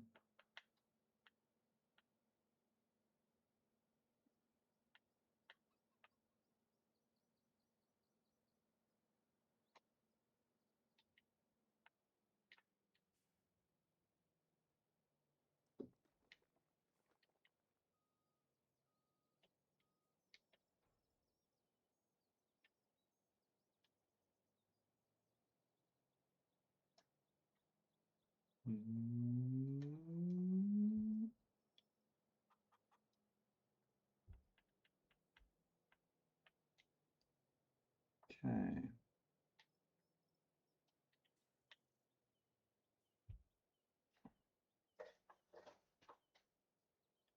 That, yep.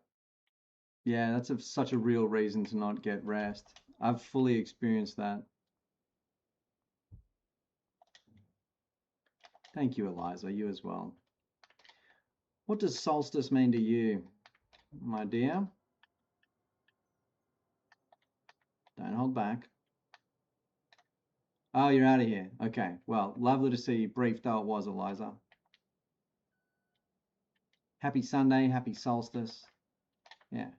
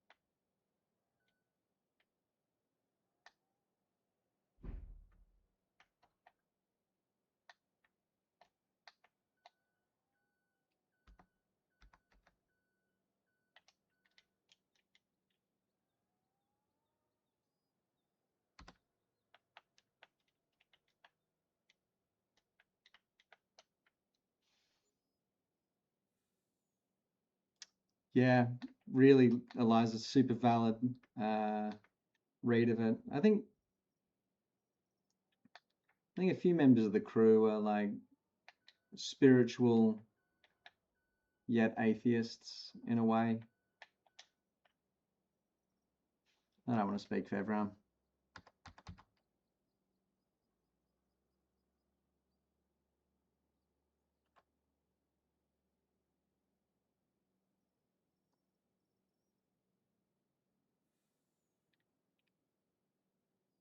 Hmm.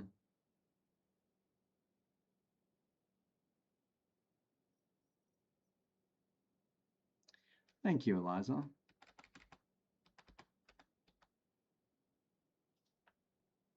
Um, bye bye. Have fun out there, Eliza. See you later, dude. Um, I paganish. That's like the that's like that feels like the name of a sitcom or something.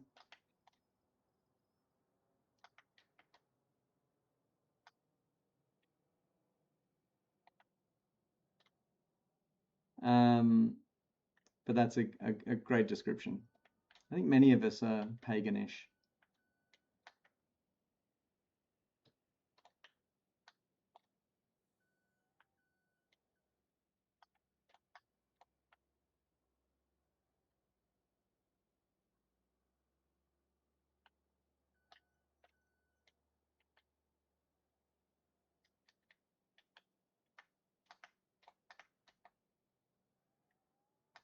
I know that the Romans had a kind of religious system that I think you'd call ecclesia, belief in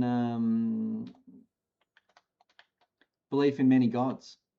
You know, the god of the household, the god of drinking, and the god of fertility, and I think that's a type of modern religion that will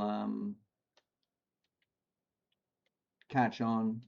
You know, take the place of Christianity, which I think is probably, you know, God love my Christian homies, but they're mostly old people, and it's probably a religion that is beginning to die.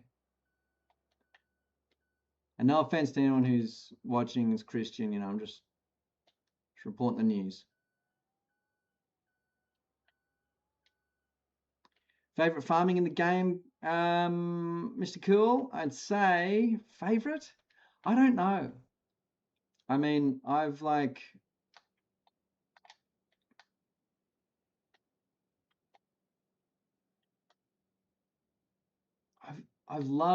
the Calm Farm so much, but I've also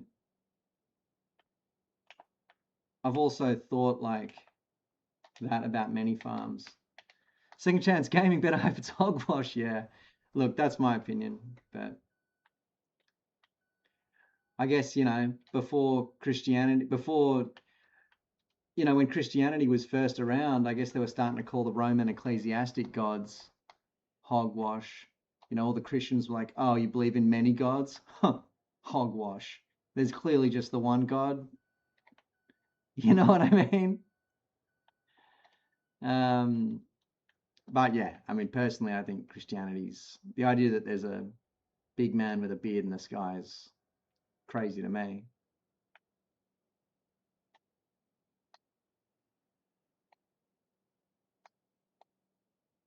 It's true. Yeah, you're absolutely right. Um, Absolutely right. Um, for the sake of, trying to covertly convert the young people, I try and at least feign like I'm open-minded. Just makes me more convincing. But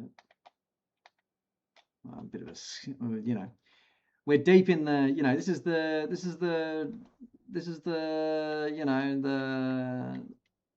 this is the communist atheist pipeline. We're at the top of the water slide here. Can't be too overt.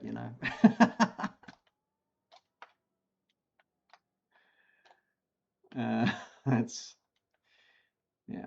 Mask off. A dude with a hammer. Yeah, no, that was yeah.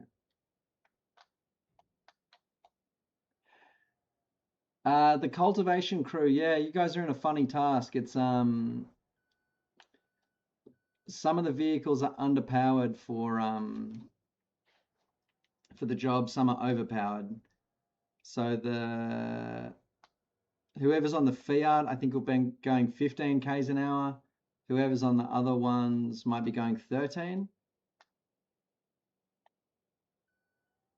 I agree with that thinking, Rubber. I wouldn't be shocked if we're in like if we're an embarrassment simulator. I'd be like, it makes sense.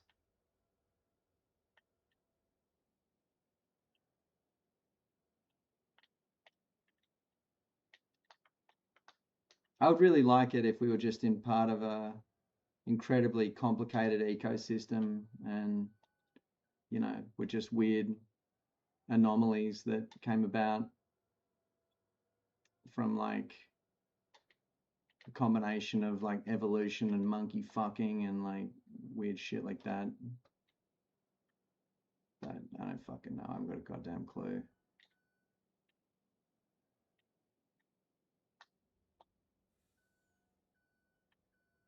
I like the simulation thinking though. I get pretty into that. I think that's cool. Cool ideas.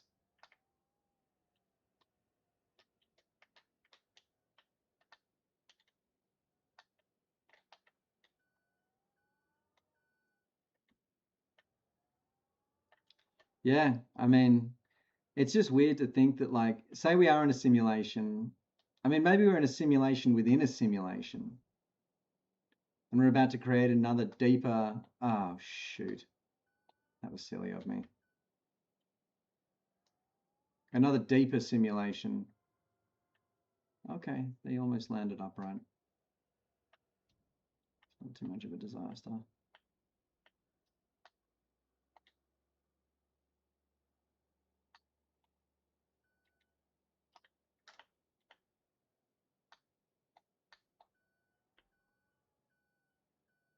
Why does God concern himself with gooners and professional sports team winning and losing? I agree. It's good. Good thinking. It seems like it's all he cares about. He almost has no opinions on anything else in the modern day. Did anyone read, did anyone did anyone have a read of, have we got any God-fearing Catholics in the crew who read the Pope's most recent letter? I had a peruse of that. It's called Humanity, something Humanity. It's about humankind versus AI, basically. Pretty interesting read. I think the Catholic Church should be burned. That's my opinion on the Catholic Church. So don't anyone come fucking accusing me of being a sympathizer of those creeps. But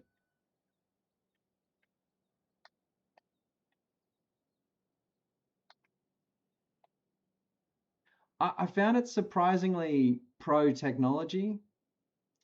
I think, what did he say? There were some good sentences in there was what got my attention. You know, I like to write myself.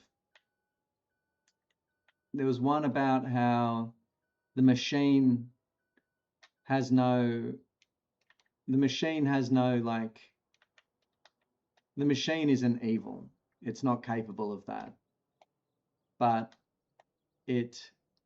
the machine can't say no to humans, and is even now being designed to say such an enthusiastic yes that it has a kind of demonic effect on the human spirit, the human mind.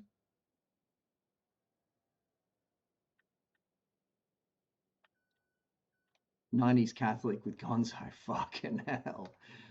'90s Catholic in America would be fucking so ruthless. Jesus. I don't even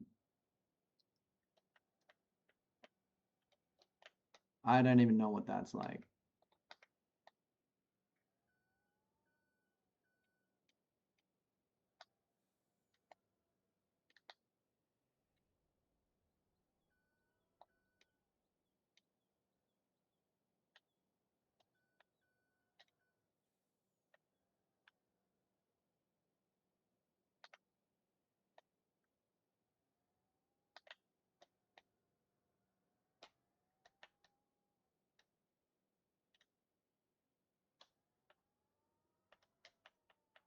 Yeah, I mean, look, that's the story of most Americans, hey?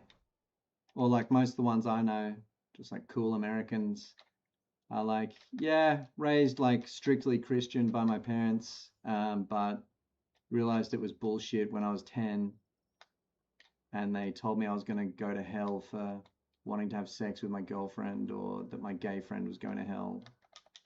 And I just immediately realized it was bullcrap. Nice one. Okay, Yaz, do you want to just start barking at the crew, let them know what you need from them in terms of deliveries? I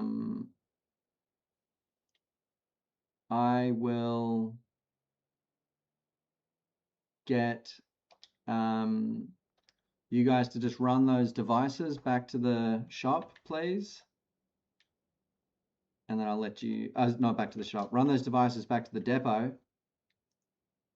and I'll let you know what to do next once you're there. Oh, you're right, Yaz, don't worry about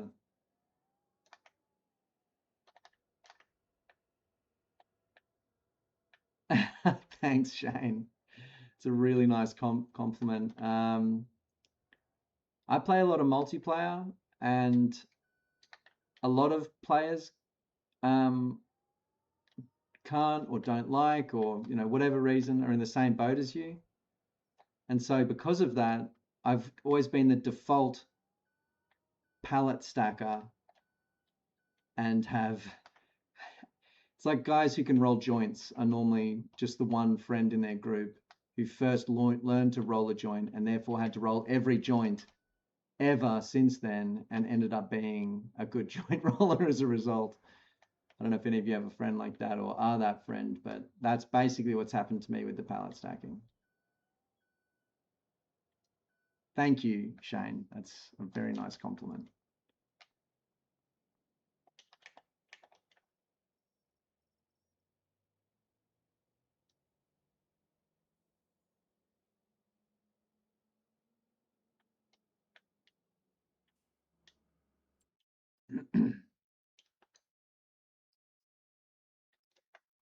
Okay, so let's get these deliveries done quickety smart. For that, okay, looks like all the devices are winding up in the turning yard up here. So that is, who's that there? So Mr. Rubber, looks like you'll be ready first. So I'll get you to go to the flour mill, jump on the, I guess Mr. Rubber or Harry Jonick, whoever's ready first, go to the flour mill, jump on the flat tray full of flour, run that to the canning factory, and then leave the flat tray there.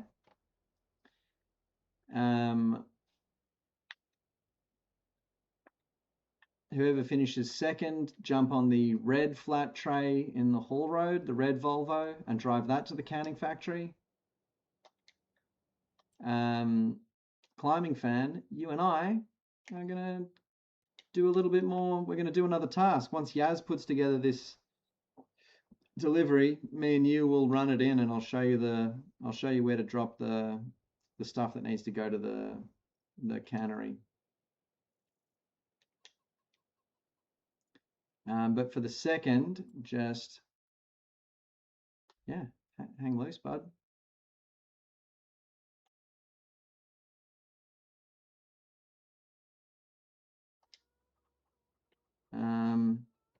What should you and I do? Oh yeah, I'll show you how to do the chicken run. So do you want to come up here and just jump in the, even if you just follow me and I'll show you what to do. The chicken run.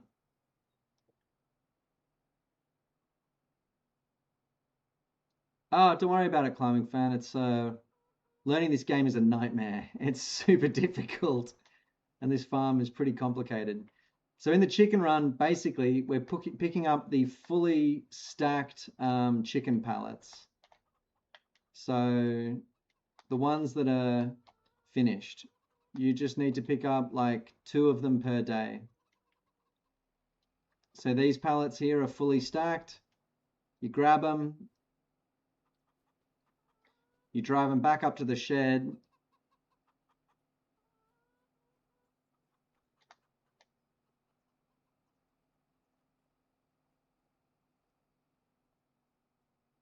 And you dump them in this little area here. Oops.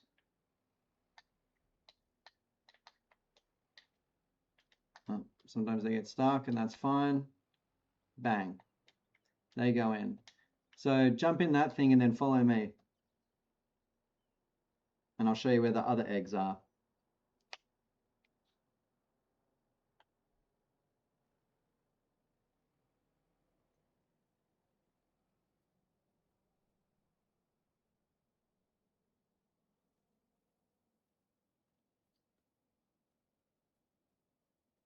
That's a cool vibe, Gonzo.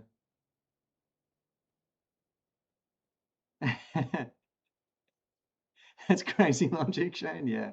Sorry, man. Sometimes my brain doesn't work so good. He sounds like a cool guy, your uncle. I had an uncle who taught me how to roll cigarettes and got in big trouble with my mum. Wait, we lost you. Cool game. Up here, bud. Sorry, mate. Just up here. I got excited.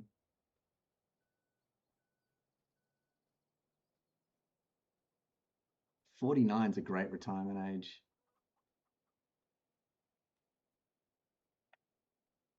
So there's two chicken shacks. If me or Yaz ask you to do the chicken run, it's normally something like this. So basically, what you want to grab here is any of the pallets other than the one I'm standing on. Oops. So it's kind of complicated. You just want to, there you go. And even if you do them one at a time, totally cool. Yep, all the eggs, Shane, but we don't want to get the ones that are like, you want to leave those ones that, because we don't want, when we're putting stuff in the shed, we only want full stacks. We don't want to waste space in the shed with a not full stack of eggs. There we go. It's full now anyway, so go nuts, cool gamer. All these 4 can go down to the sheds. Yikes, is that hail? It is. Oh no. Our pristine fields are about to get shredded by hail. Worse, climbing fan, hail, brother.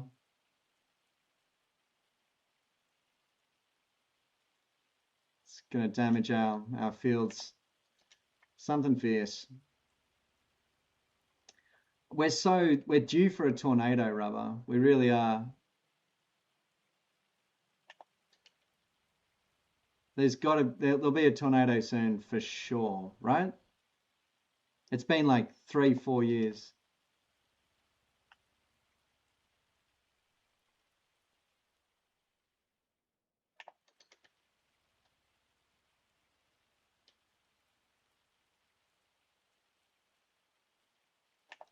I know. It's a shame, rubber. You'll get them next time. So, Rubber and Rob, once you got those flat trays to the canning factory, just jump on the forklifts and start loading them. We've got to load all that product at the canning factory on the back of the trays and sell it. Yep.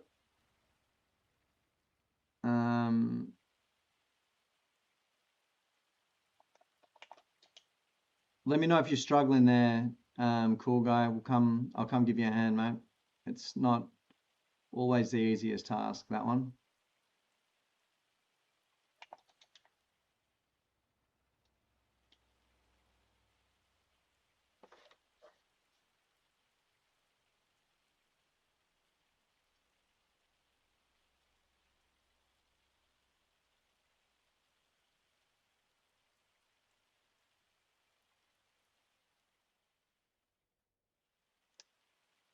Climbing fan, when it hails, the rice gets damaged.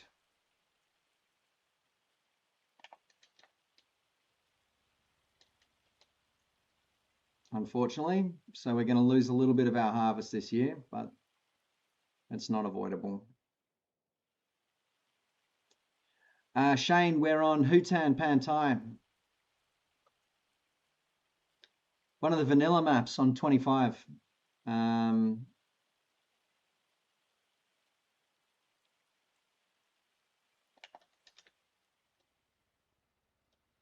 This is our massive rice operation.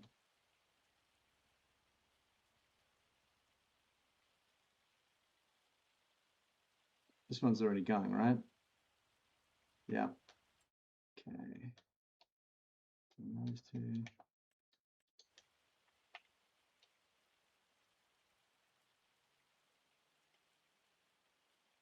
This is it from the other end. Looking back on it from the top of our property here. A lot of rice in these fields. I'd say pretty large scale rice operation we run.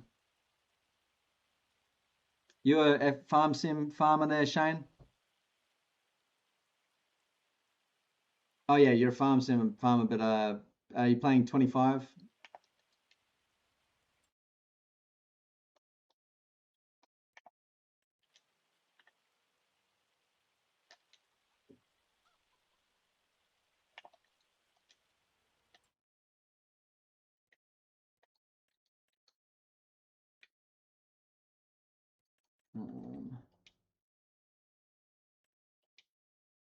Okay.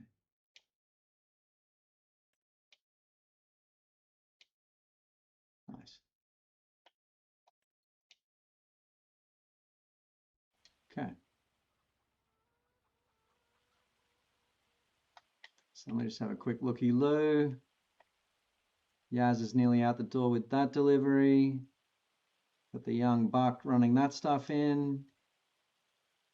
I'm going to grab a load for the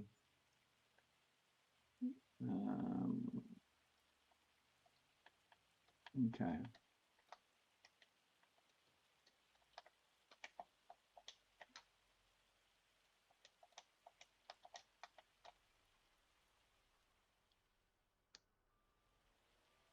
Worst thing about the hail is you can hardly hear yourself think when it's going off, eh?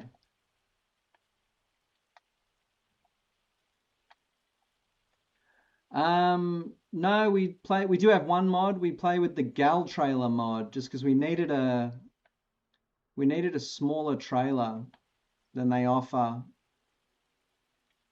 in the base game. Just because Hutan Pantai has so many tight corners and we just weren't making the turns basically. It's good in multiplayer, right? Because otherwise you're sort of almost lost for what to do next, and it just doesn't have the same, you know, when I play multiplayer, I'm trying for my friends to do a good job, and it makes it really kind of raises the stakes a little bit or something. I don't know.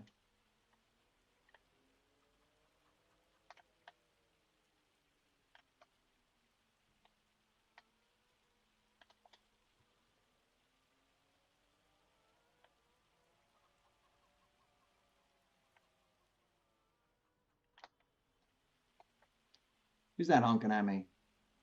Ah, they are, Mr. Cool Gamer. Good work, bud. So just leave that. You see that rice, the egg thing without any stuff on it? Yeah, you got it. You just want the full pallets.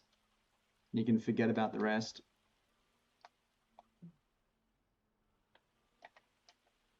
And Yaz, before you run off with that delivery, you first, Cool Gamer. Before you run off with that delivery, Yaz, let me know and we'll get Mr. Cool in there with you just so he learns that route to the canning factory. And try and don't show him any bad behavior as far as speeding across open fields goes. I'll show him whatever you want.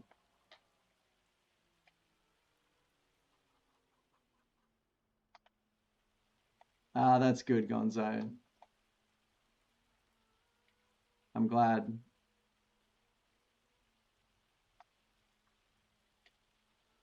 The thinking man's stream happening here.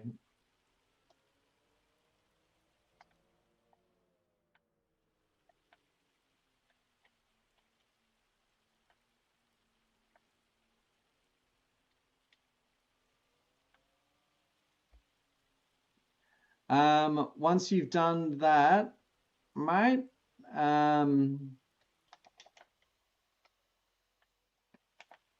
let's get you to, okay, Yaz is waiting for you there, mate. If you see Yaz there in the haul road, go jump in passenger with her and she'll show you the route to the canning factory, which is one of the delivery routes. And then once you're all there you go. Nice. So, I don't know, try and sort of, yeah, pay attention to where Yaz is taking you there and yeah.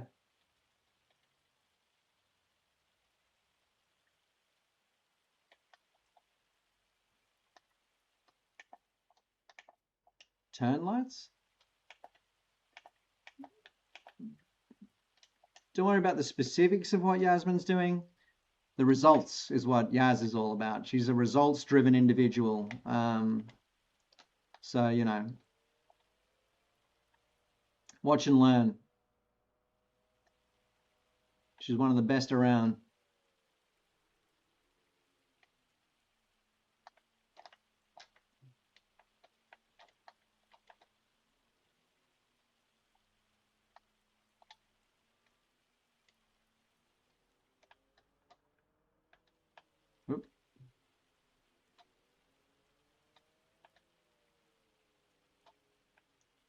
And Yaz, once you're there at the canning factory, dump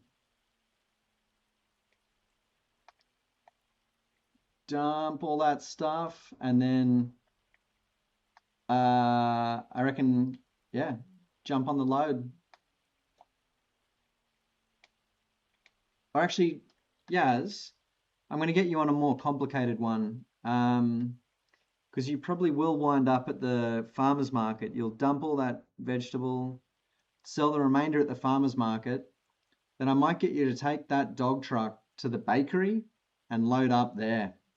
It's going to be a painful one, the most challenging load. And then while that's happening, I will get. And so, yeah, Mr.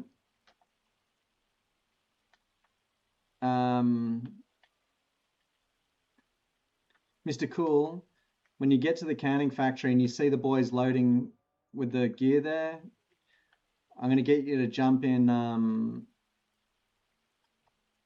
one of those forklifts and just start loading those flat trays up.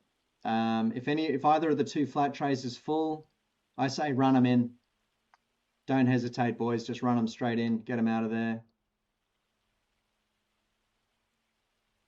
Yeah.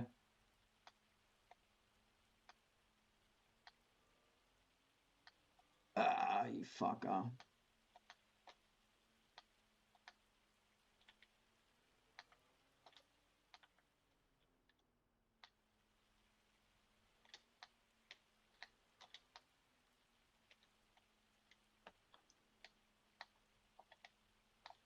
Fair enough, Shane. That's a lot of money. I deleted all of my streaming subscriptions, and that's how I make sense of the gamer stuff.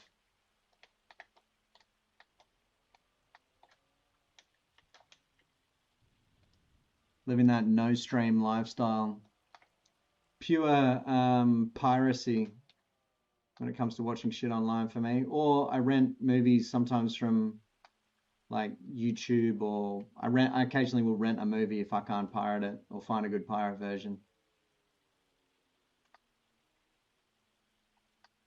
Okay, does anyone not know what they're doing? Anyone lost in the world? Just let me know and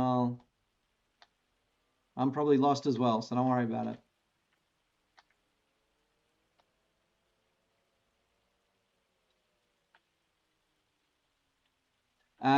Climbing fan, Yaz is going to take you to the canning factory where you'll see the boys using forklifts to load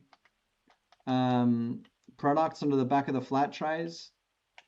Just join them in that activity. Doesn't have to be done perfectly. Just do your best. You know, it's going to take a while to learn the ways of the forklift, but just imitate Mr. Rubber and Harry Jonick in what they're doing, and I'll get there and help out. Yaz, once you've dropped the young fella at the canning factory, you'll probably have to continue on to the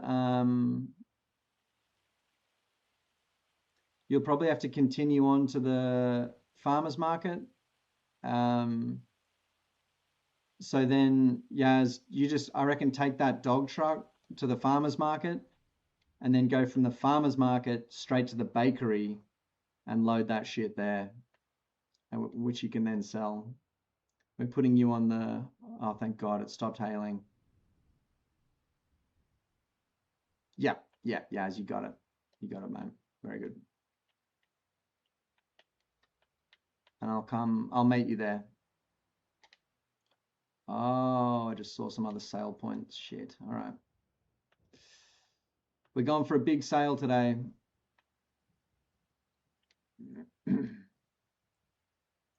Big sale.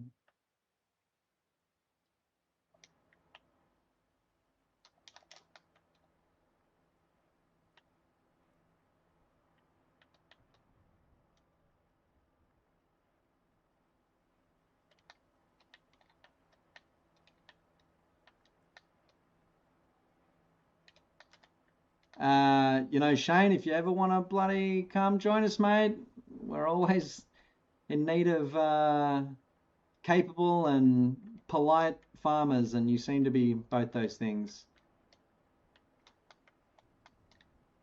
Capable, polite, devoutly atheist farmers. Did anyone, speaking of atheist farmers, did anyone ever read To a God Unknown by John Steinbeck? My favorite book about farming. It's a doozy. Ugh, brutal, brutal read.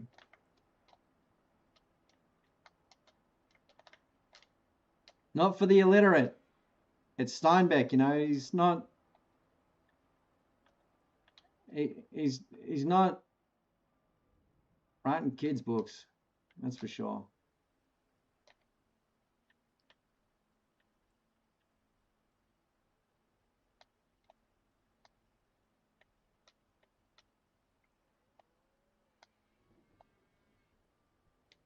Oh God, there we go.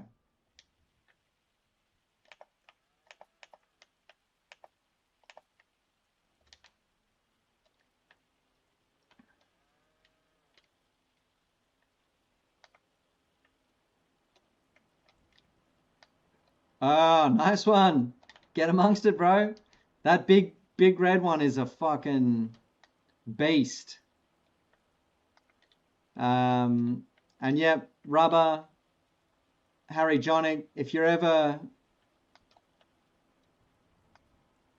either of you are thinking, fuck, this is a bit crowded, I want to get this thing out of here, go for it. Just ship it off to the sale point and get it out the way. It'll probably take more than a couple of flat trays to get through this task, I would say. Fuck.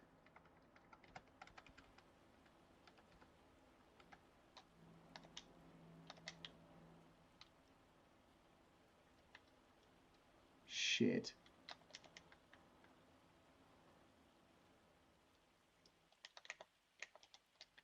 Yikes, look at this nasty little sail I've got on here. All right, sorry, Yaz, I got held up, but I'll be with you real shortly. Real shortly. Rach Landon, am I becoming a farmer? You know, I've actually done a lot of farm work IRL. I've, you know, picked apples, I've picked grapes, I've processed chickens. You know, I've done a lot of farming IRL. If I had $1 million, yes, I would become a farmer straight away. So if anyone wants to crowdfund me, and Yaz a real farm, you can all come and live on it and work the fields. Good to see you there, Rachel.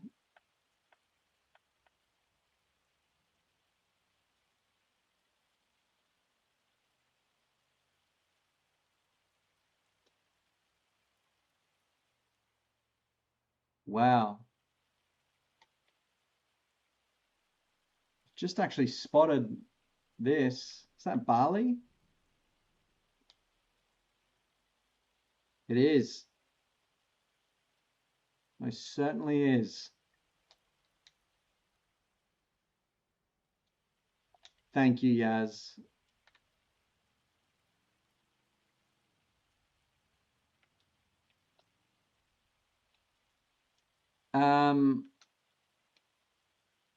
Mr. Rubber or Harry Jonic, if either of you are willing to give one of the little yellow ones over to young Mr. Cool. He's feeling overpowered there, which I fully understand.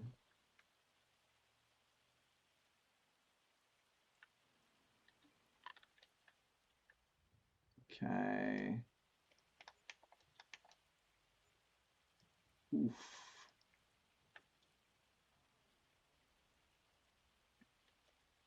Yaz, I'm going to come check in with you.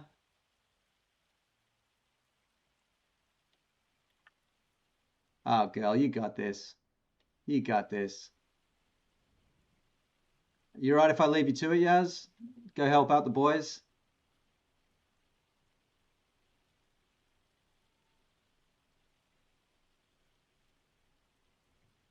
I'll just be getting in our way. Okay, yep, nice one.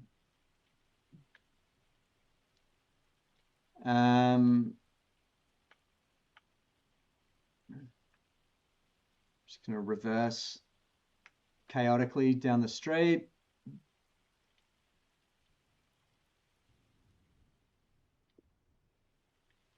I was gonna say, Yaz, chicken. I don't think I ever want to work on a chicken farm again. I don't want to have a chicken farm. It's too sad. Killing those motherfuckers like traumatized me for life. I hated that shit. Super sad experience. Roy never kill a chicken again challenge. I don't know if I got it in me.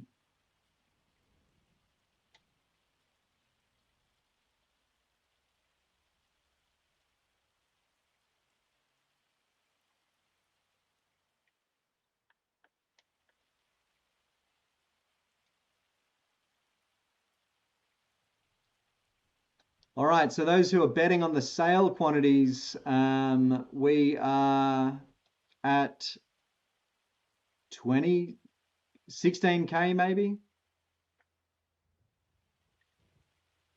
Looks like these are just getting ready to ship out. I'm going to jump in this thing and give you fellas a hand.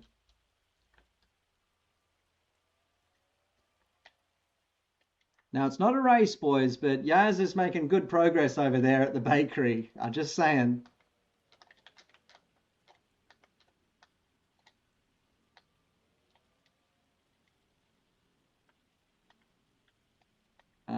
HJ, I'll try and stay out of your way, bud, but I'll just get some of the, I'll just clear some of these ones that are looking a bit disorganized.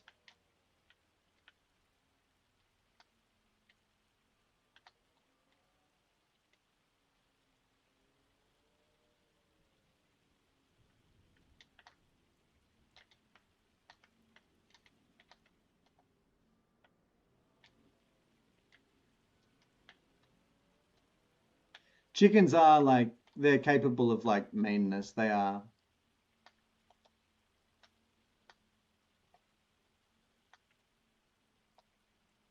Yeah, I don't think chickens literally care what food they get. They seriously just are like food, glorious food.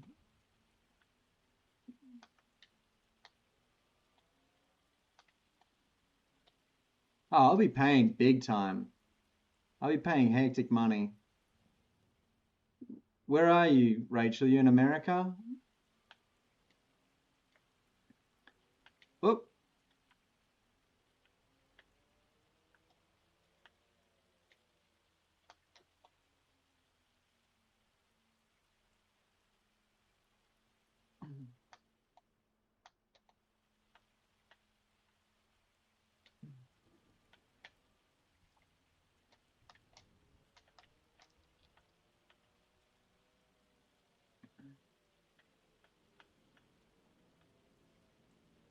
Oops, sorry, cool game.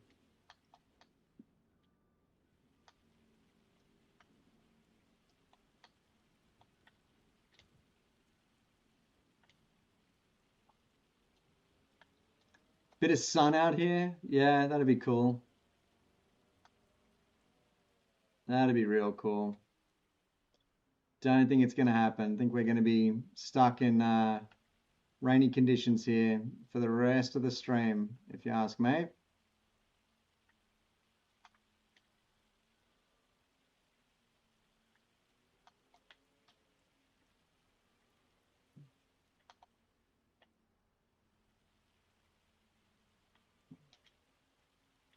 Oh, get out your way there, Harry.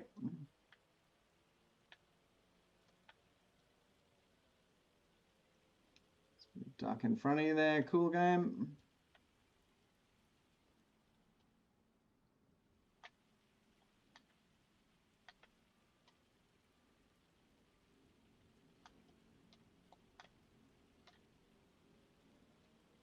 Oh, ruthless sail coming in from Yaz.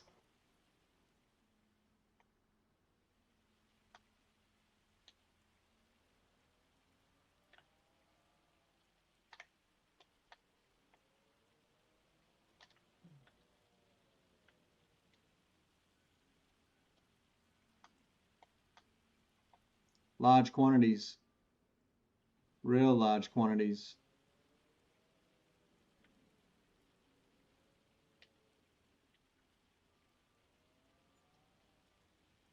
Ooh.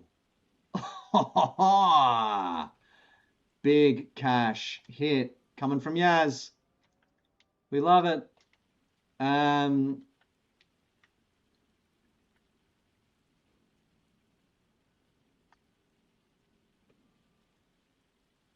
Yaz, do you want to run once you got that empty one there? Do you want to head over to the cannery?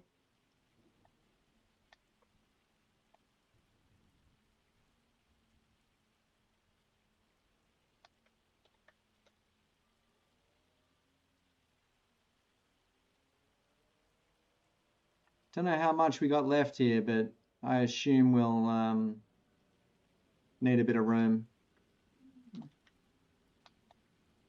If not, just your encouraging presence.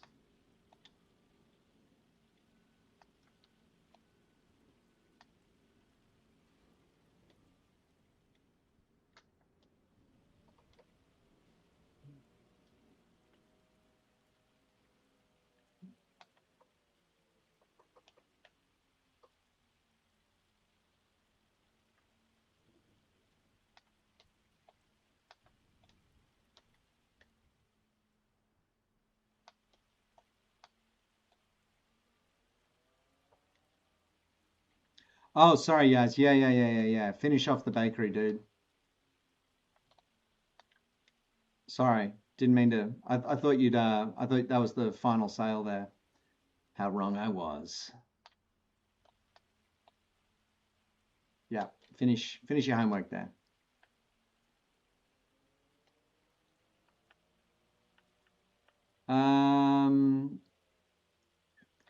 Don't know, climbing fan. It's just I didn't actually make the color decisions. That was the crew's shout, as I recall. We had a sort of bit of a vote about it, and that's what the people wanted.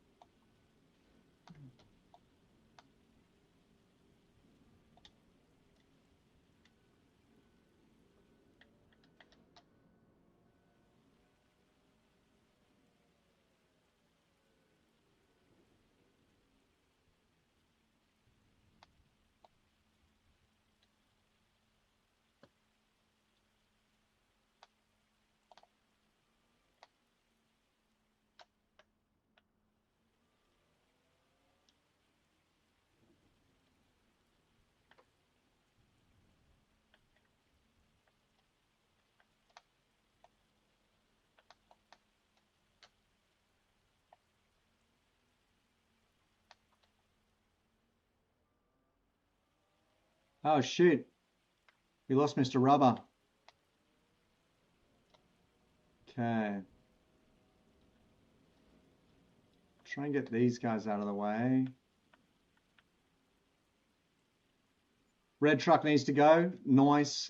We should have the orange truck back here shortly.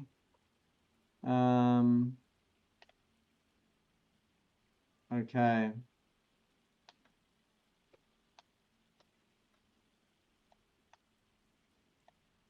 I am, Rachel. I am.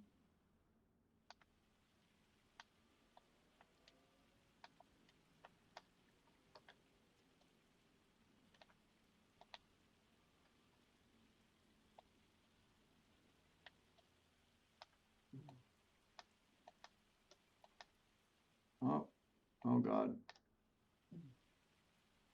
Oh, yeah. Careful, mate. You've clipped me. Sorry. You got to be real careful with that. Um, oh, God. Jesus Christ. All right.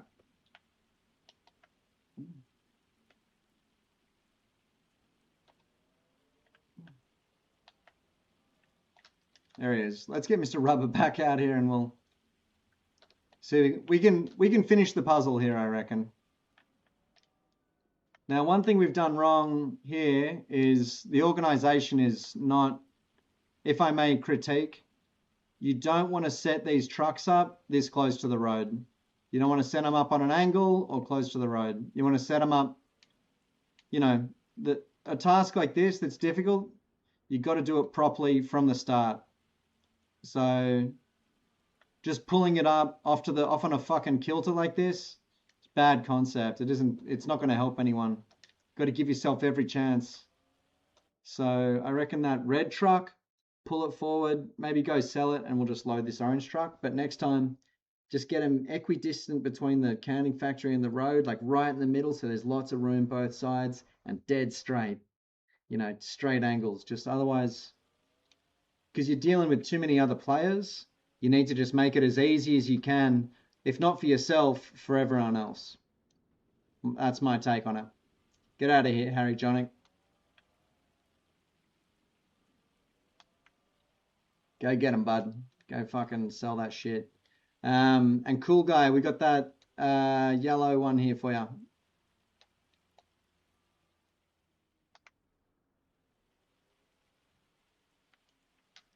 Thanks, Robbie. You saw that? All right. So this is an example of precise, perfect truck placement. That's what we're looking for. Getting that shit like dead square, right in the middle there. Loads of access from both sides. Perfection.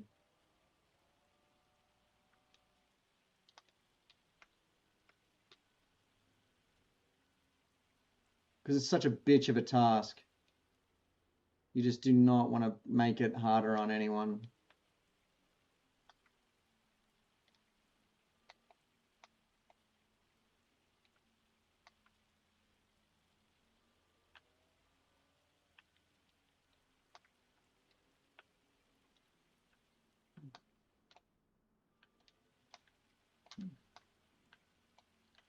Everything you do out here on the farm, because it's multiplayer, You just want to make sure you're thinking about the farmer who comes along after you and tries to finish the task. Or if someone shows up to try and help you out of the blue. Be mindful of your fellow farmer. Leaving gear that's easily accessible. All this sort of shit.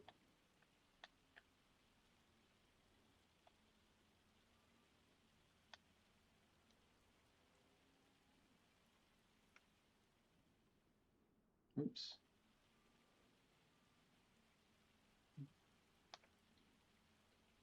Whoopsie. I'm going to get that stuff out of here for you. We're pretty close. Nearly done here.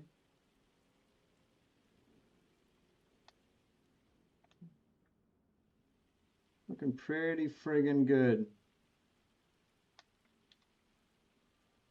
So wait, what are we up to? We've got about 100 grand in product sold. Cool Gamer, do you just want to go get those ones over there stacked up? I'll take care of these ones.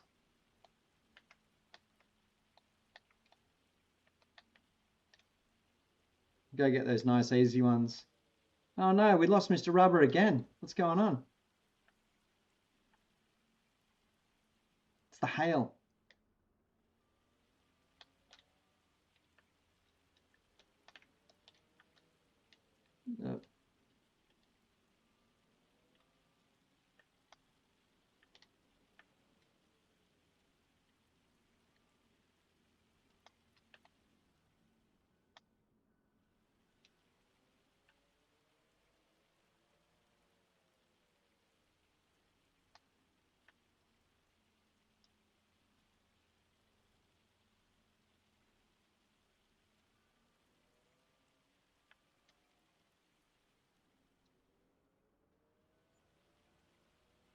Ooh, another 37K. Very nice, very nice.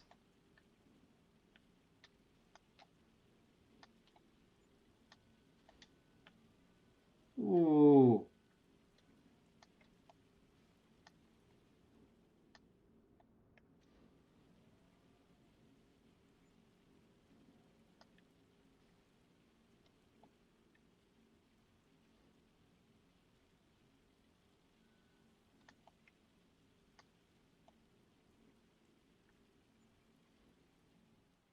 Damn. Product sales are flowing. The money is growing.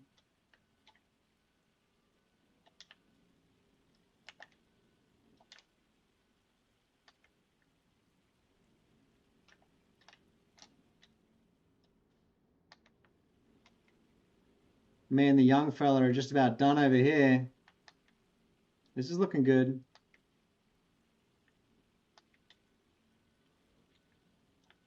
Okay. Cool guy, chuck that last one on.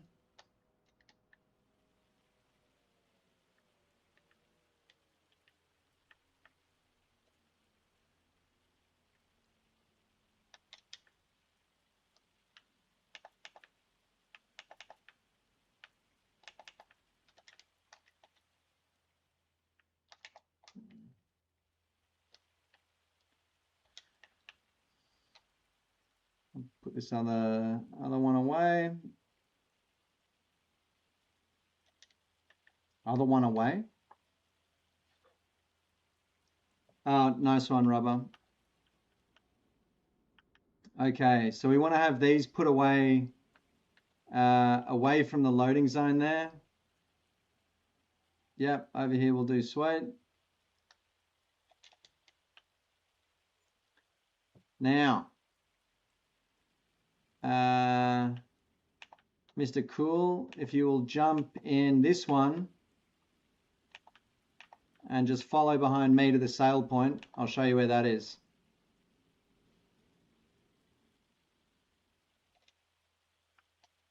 Just chuck a U-bolt and pull up behind me here, mate.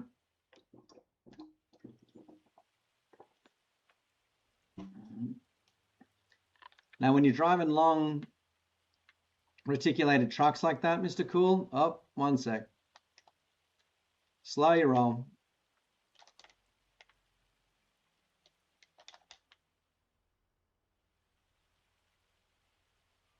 But yeah, when you're driving long trucks like that, the angle you want to drive on has to be very wide. You want to take corners as wide as you can and try and lead from the nose. Think about where your nose going, and that's where the trailer is going to follow. And you want to follow it wide.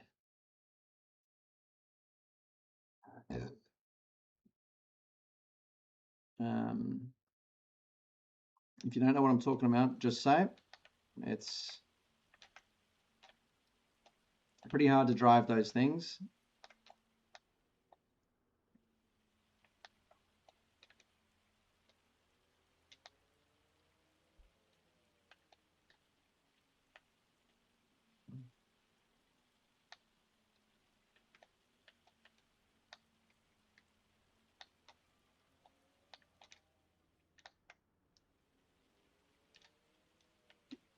Yeah. We'll see. We'll see. I think people your age, if you want to be a truck driver, you probably should get used to the idea of driving an EV. I've got a feeling that's all that will be running in the future. So just follow me, take it nice and slow.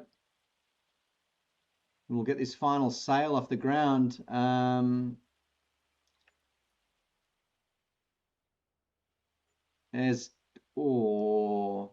That seems like Yaz.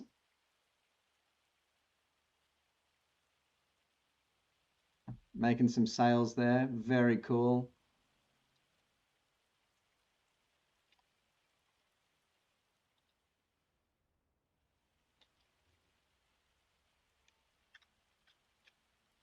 Final bakery done. So here Cool gamer, you want to take it a lot wider than that, bud. Nah, you're going too close. Back it up. Back it up. So what you want to do, cool game, is back it up a piece. Get the whole truck into this left-hand lane and just sort of try and follow the angle that I'm on if you can. Otherwise, you won't make this turn. It's very tight. So like that. And then just come around nice and tight. Nice and wide into that corner like that. It's a tricky one. And first time can be difficult, but just do it slowly. Otherwise, you'll jam the trailer and we'll have to fucking go get a forklift and the whole schmozzle. Too narrow, too narrow. Back it up. That won't make it. No. No. No. You're going to catch the edge there. You've got to make sure this part of the trailer is wide. So watch where I'm walking now. This is where you want the nose of the trailer to go. Like this. And then cut it sharp.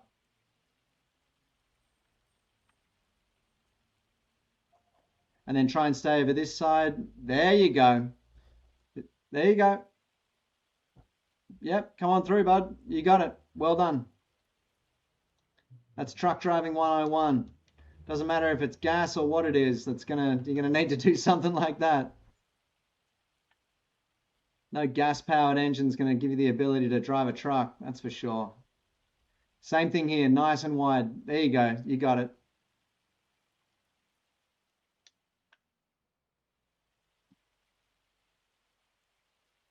If it won't pull through, yeah. Yep. So out there and then cut it. Yep, good call. Good call. Bang. Well done, mate. All right.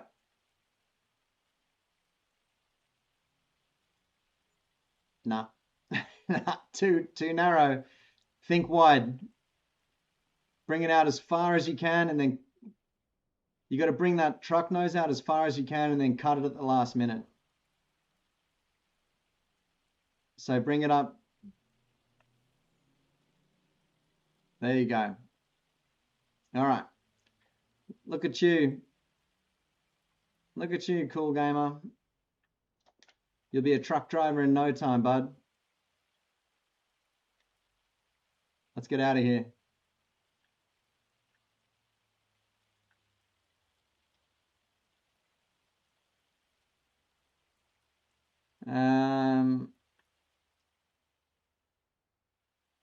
Final bakery done. Rachel Landon, you and AC were such an epic duo. I seen you place it by the L Club a few years back. This is Farming Simulator. Rachel, brilliant, wonderful game. Whoops.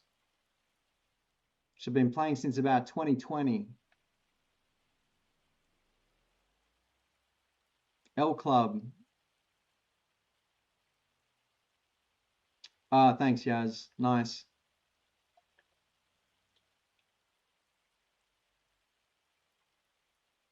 L Club in Detroit.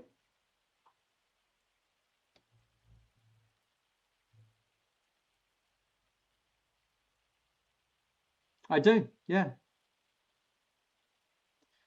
I played L Club a couple times.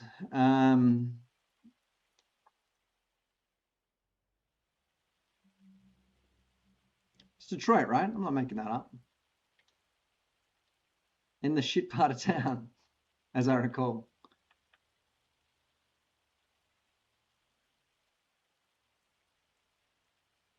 Wow. Look at our forest here as well. We're gonna have to come back and clear some of these trees, hey? We're gonna have to come clear a path. Probably knock down these two. That one. Maybe those two.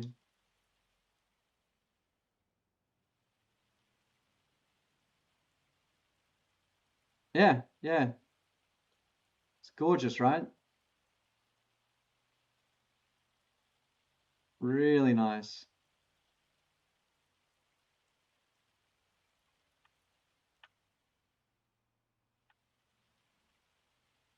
Oh, sick. I remember that show, Gonzo. I remember that show.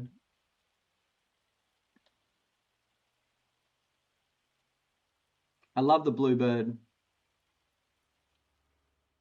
We all went to a pool bar after it.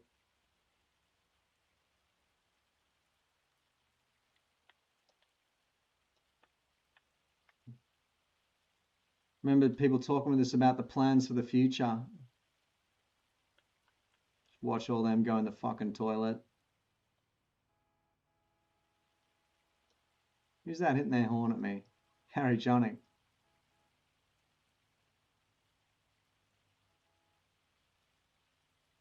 The race of the LVs. I knew the Dragon Truck was going to get me there. Okay, sorry, climbing fan. Here, I'll come get you, man. Sorry, bud. That's very rude of me. Where are you? You'll have come through there. Oh yeah, yeah. You know where you are, mate. You're You can just park that anywhere in the haul road there. Just park it up wherever you want, bud. Pull up on the side of the road or just up in that little empty place there. You don't have to come all the way up in the depot. Just, yeah, park her up. All good.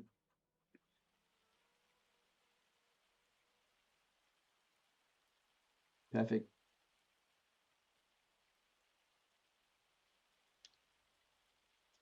Now, everyone, question. I just found an absolute jackpot. What's that at 4? Oh, that's grass.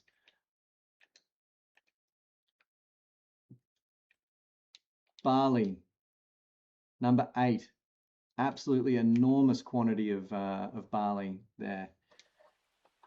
What's the shout? Yaz, Harry Jonick, Cool Gamer, Mr. Rubber. Do we go for it? We would get 3 harvesters on it at once, a dog truck and a 3-in-1, and just trash that thing.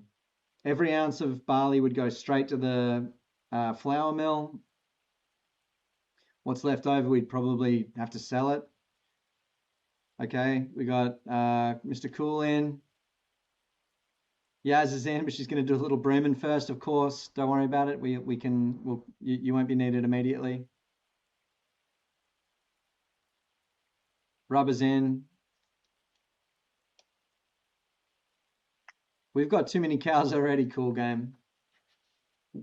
Climbing fan, we've got too many already, bud. Wait, and let's see who won the bet. Who guessed the price? Where are we at here? Finances. We made $194,000. 194K. Jeez, we've been putting up some big numbers lately. 194K. 260 and $1. Not a bad guess. Not bad. All right. This will be a little bit painful, guys, but I'm sure we can do it. Let's get all the harvesters out, all 3 of them. So Mr. Cool, Harry Jonick, Rubber, grab them out, start walking them down there. I will go and get the 3-in-1 hooked up, and I'll meet you all down at the flour mill. Let's boogie.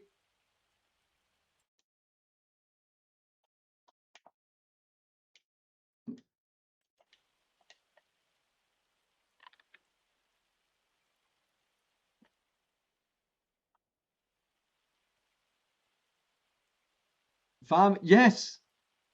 All right. I didn't have a guess this time, did I? Weird.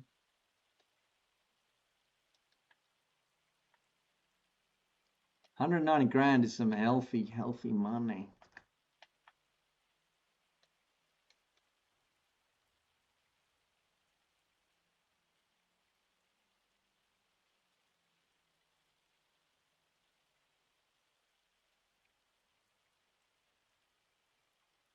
So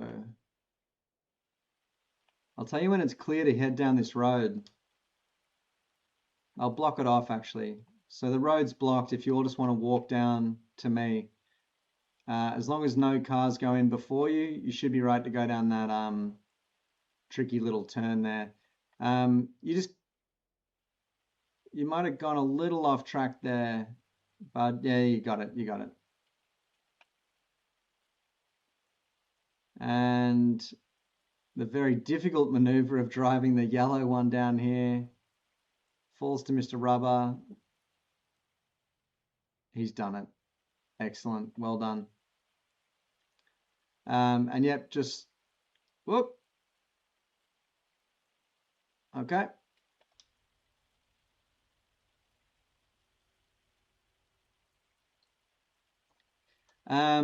Just cut across the field there. Yeah, he's got it. Don't need to tell Harry Jonick what to do. Don't need to tell Harry Jonick what to do. Just going to keep this road blocked until Mr. Cool and Mr. Rubber are through.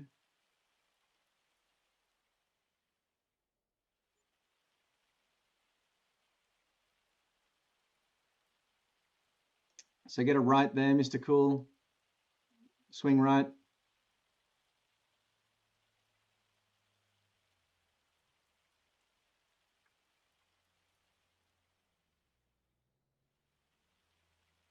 Okay, maybe just pull up and let me come handle that. Oh no, you're free. Good stuff. Okay. You're in the rough.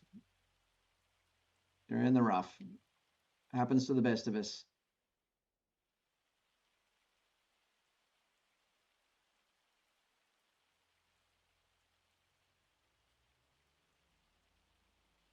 There you go, bud. Very good, very good. Thank you, rival player. Good to see you, mate. It's a beautiful time of year out here when the rice fields are coming in. I'm just going to keep this blocked here. So just follow your nose there if you can, cool guy. And when you reach the barley field, just turn into it. There you go. And then once, there we go. Let that traffic through now.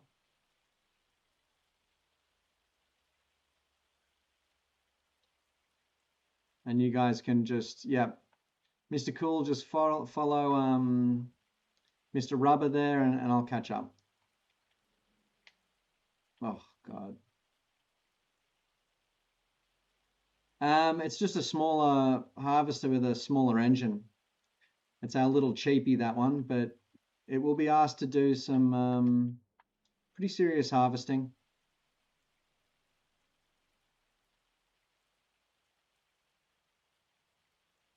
So I reckon you all just follow me over this side of the... Oh, wait, no, other side of the forest, over here. Head towards me. There, Mr. Cool.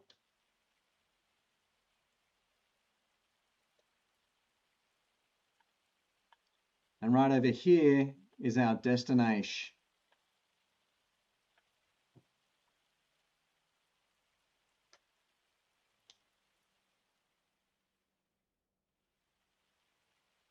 All right.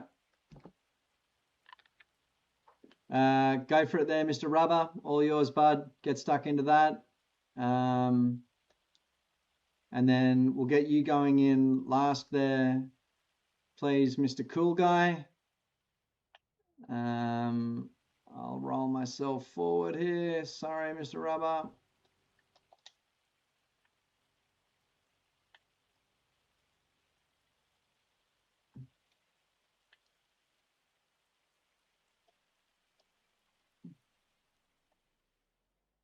Rivals, good to see you, mate. We're actually doing a bit of a scam here.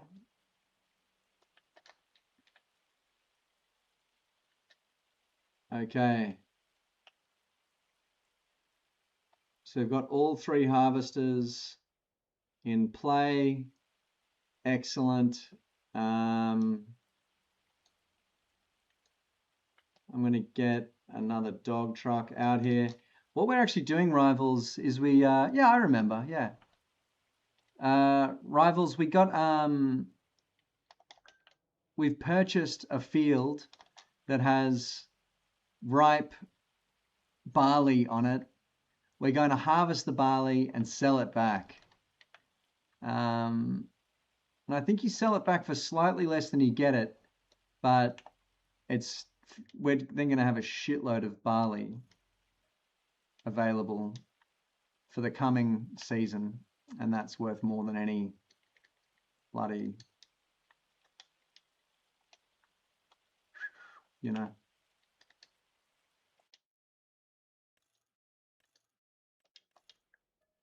Yeah, because we're going to put all the barley in our flour mill and yeah, just smash it through that. Make a ton of money when we eventually turn that into rice noodles. That's the plan. Might cause a bit of a shortfall in our eggs, but we'll see.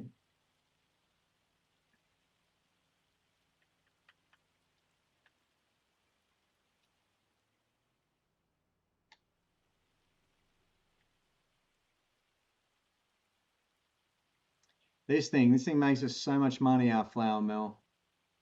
Huge amount of flour churned out of that thing.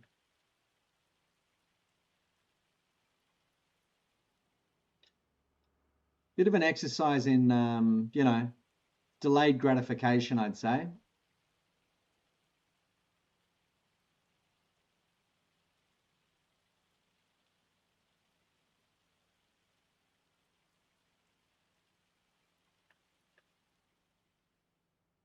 All right.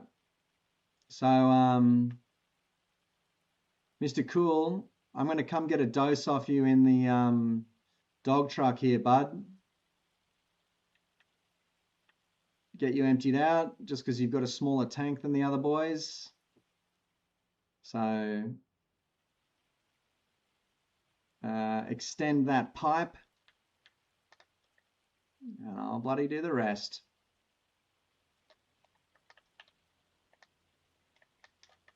Just keep it rolling, bud. There you are. Keep it rolling.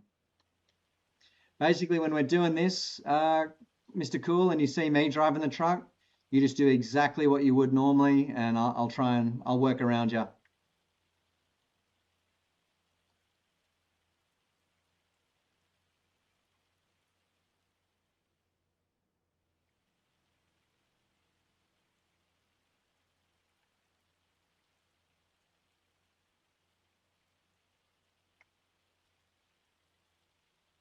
This is awesome. Nothing better than having 3 vehicles in the field. Nothing better.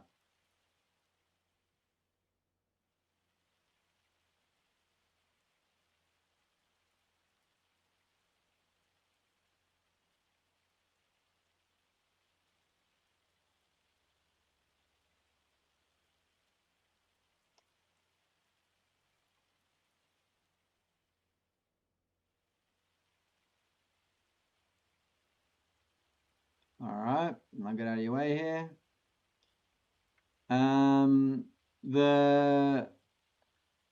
We bought that one secondhand. We leased it for about a year, sold it back, and then it hit the secondhand market 2 years later.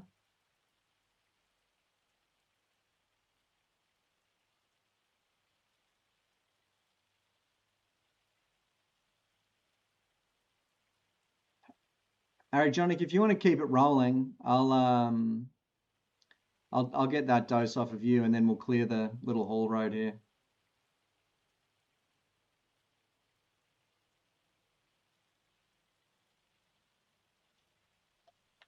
All good. Okay. Oop. A little bit of a traffic jam. That's all good. Spacing is always difficult in these circumstances. Yaz, do you want to come over here and jump on either the 3-in-1 or the dog truck, me and you are going to be doing a dirty, nasty job on the boys here. Oh, careful with that spacing, fellas. Just backing up. I think just while you're closely spaced, I reckon you're better off just leaving little patches like that, and you know, come back and get them next time, or let someone else get them. I think we need to get a little better spaced out here, or else we're gonna make problems for each other.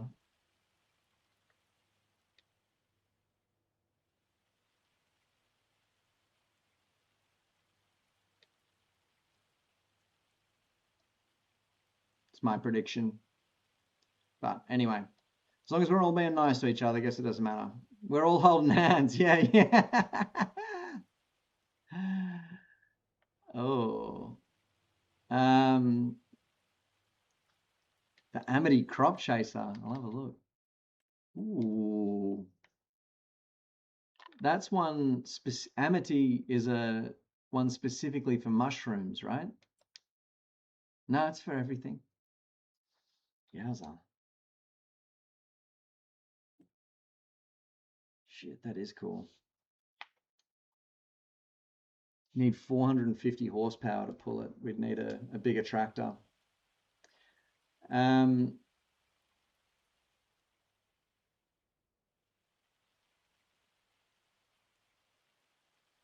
Everyone's doing a bloody great job. Okay, I'll come get you there. Looks like, yeah. Okay, if you have the ability to reach up into Yaz there, that's cool. Otherwise, I'll come and get a dose off you.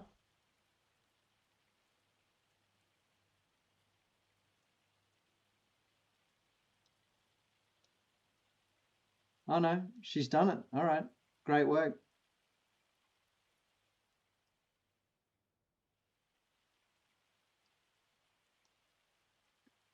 Okay. Fuck, Yaz is all over it today. Forget about me, boys. Yaz is your. Yaz is the chief grain runner, the crop chaser.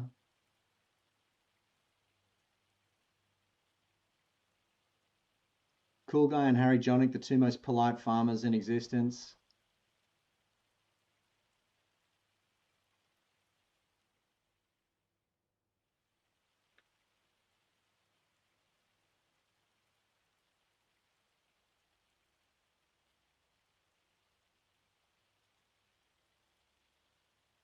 Reckon you could give me a hit of that stuff, Harry Jonick?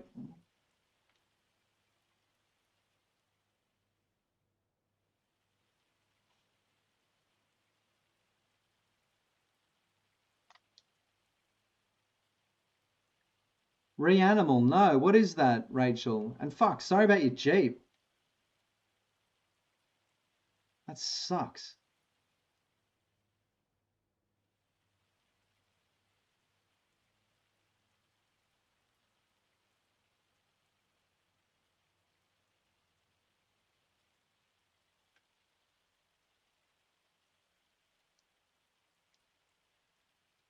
All right.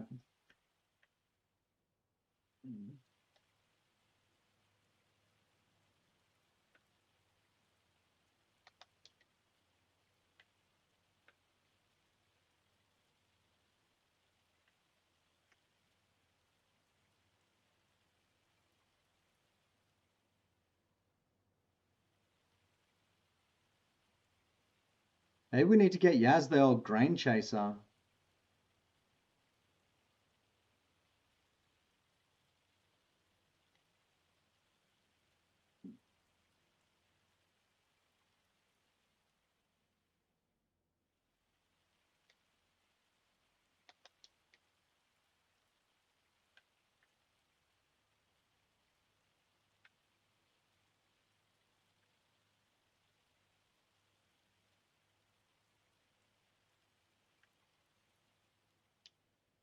All right, I'm gonna have to do a run in this dog, guys. I'll be right back.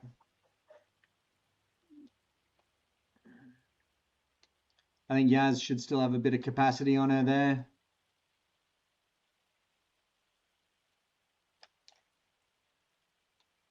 Can't believe it's still friggin' hailing out here.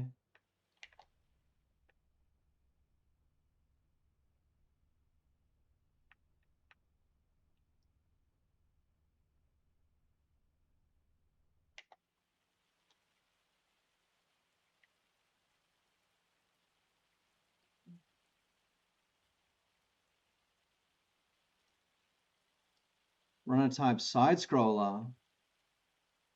Interesting. Very interesting.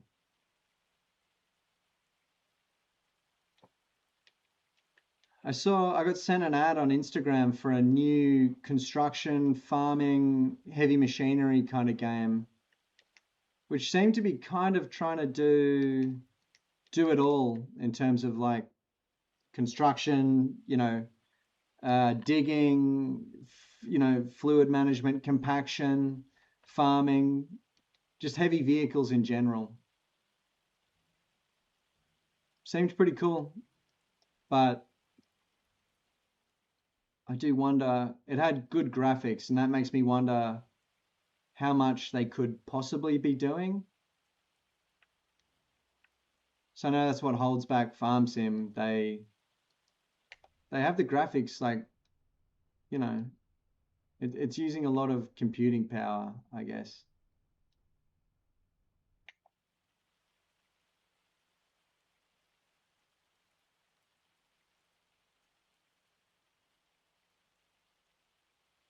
Oh yeah, good shout. Climbing fan. We're pretty after this. I think we should shut it down. After this one, I reckon we'll have done just about enough. How's Yaz holding up? Oh yeah. We're good. We're good. Guys, let me know if your harvester's getting full, and I'll come take a hit. But it looks like Yaz has it under control.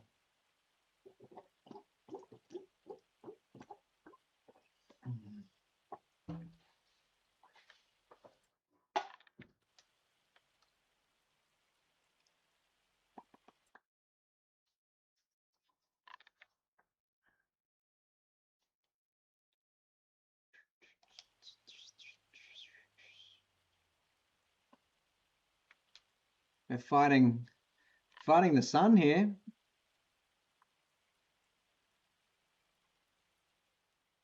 Probably don't have that much sunlight left.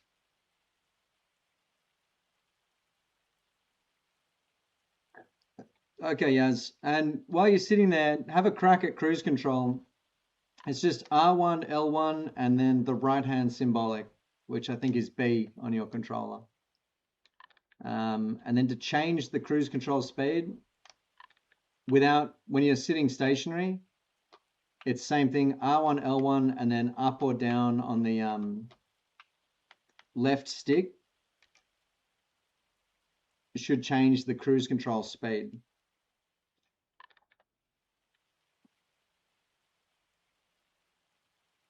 I'm pretty sure.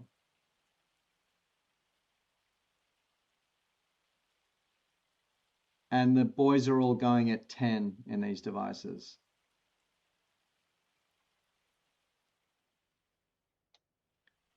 And it seems like you've been doing a bloody good job, mate. So just, you know.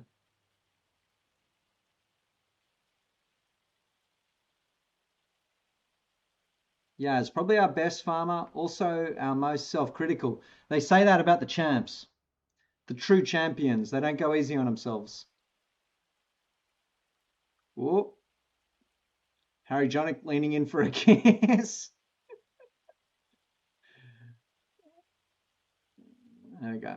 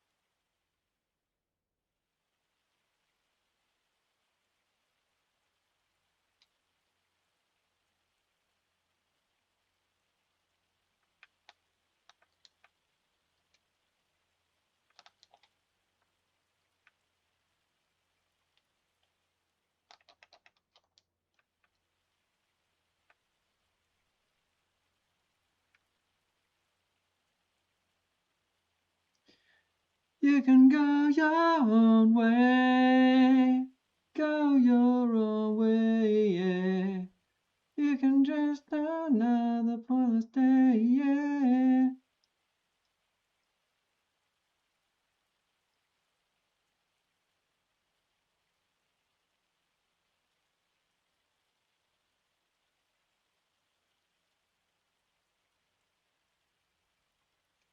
Unreal. The triple harvester is so good. We have just made such short work of, one of the pretty big fields out here. Brilliant stuff. Brilliant stuff, crew. Love to see that.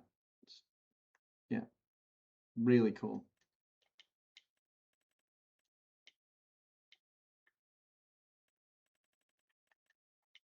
Oof. Talk about the big fields. There's a big old sorghum field getting ready to launch up there.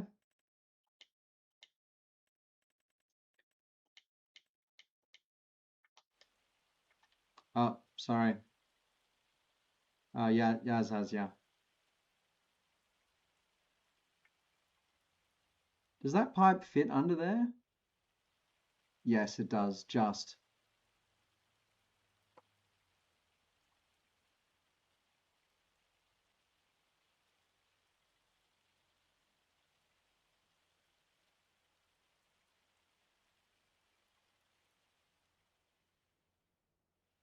Oh, that sounds messed up, Rachel. You like horrific psychological horror games? That's your bag? All right, everyone's showing favoritism but Yaz here. That's all right. Whatever. There we go. Harvesters, dump them all off on Yaz's trailer there. And just slowly walk them back to the compound.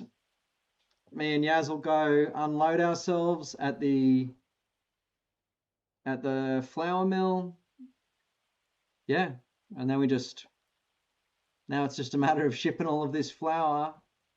It's a matter of turning all this barley into flour, shipping all that barley to the canning factory, making sure we've got enough eggs to make rice noodles, and we are off to the friggin' races, you guys. Great work. Thank you for that. Thanks for staying late and doing that. Very cool.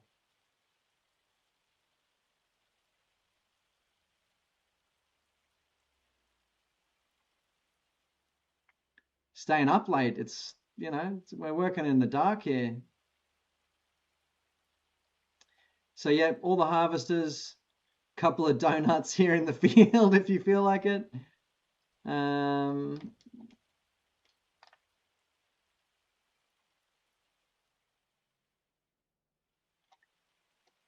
Yeah, hit yourself a couple of doughies. Go nuts there, Harry Johnny. We've got ourselves this nice big field. You can hit a doughy in it. It's no big deal to me. But then, yep, just run those things up to the compound. Me and Yaz are going to the flour mill. Yaz, you can then leave that one at the flour mill. And yep, we'll all just reassemble at the compound.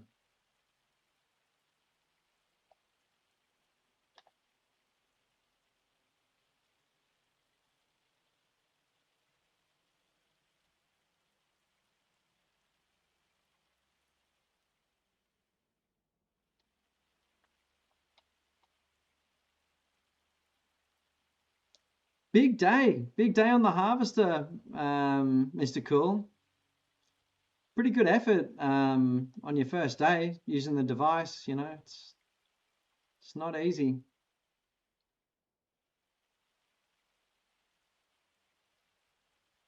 Oh, very polite, Mr. Rubber. Thank you.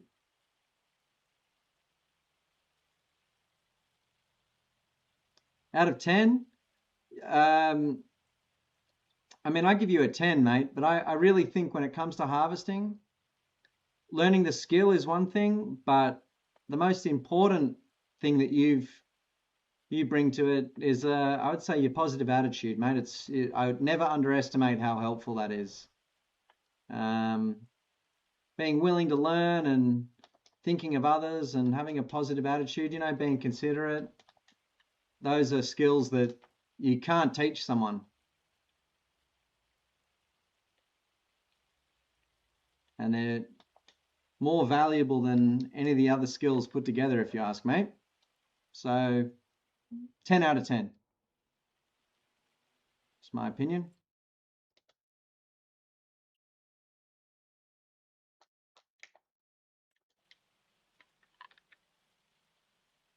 Oh, Harry Jonik took himself a shortcut up there. Don't roll down into the rice, bud. That's all I'll say. Oh.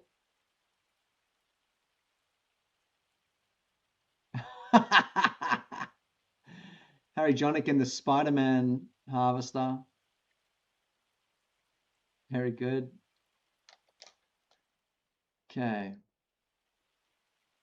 All right.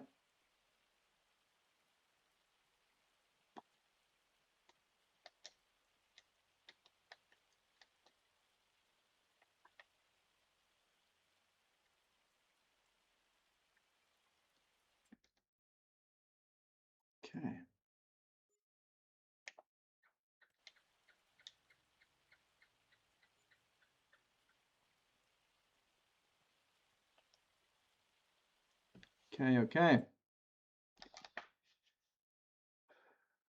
Chooks are good.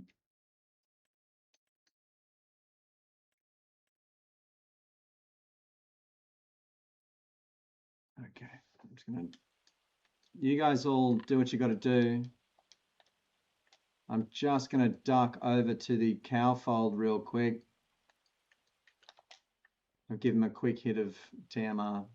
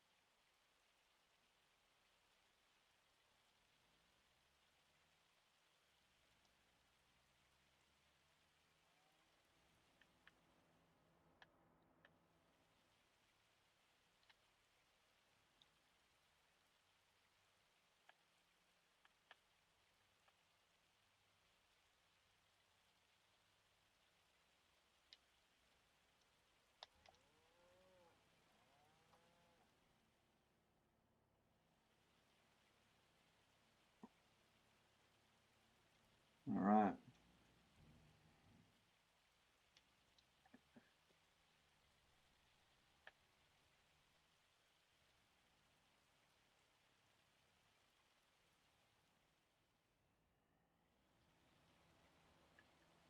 Oh,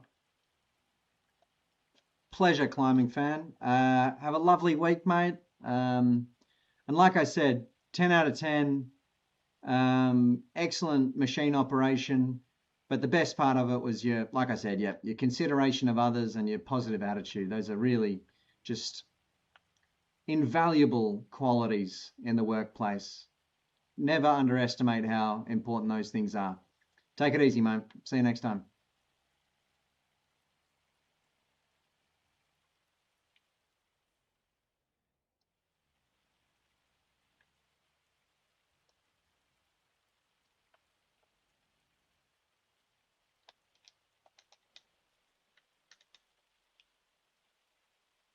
Okay.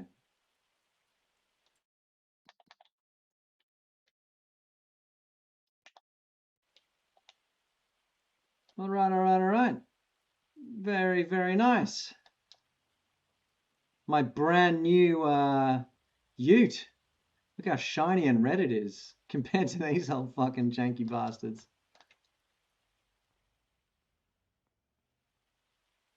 All right, all the gears where it should be. Brilliant.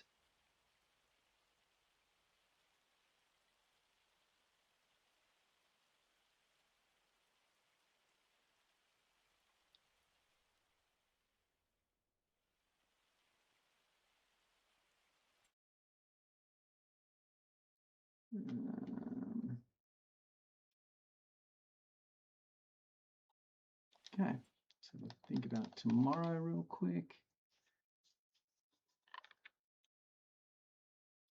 Oat. Long grain isn't for a few weeks. Rice isn't for 2 nights.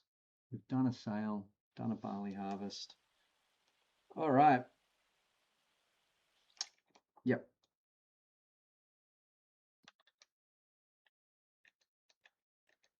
Good idea.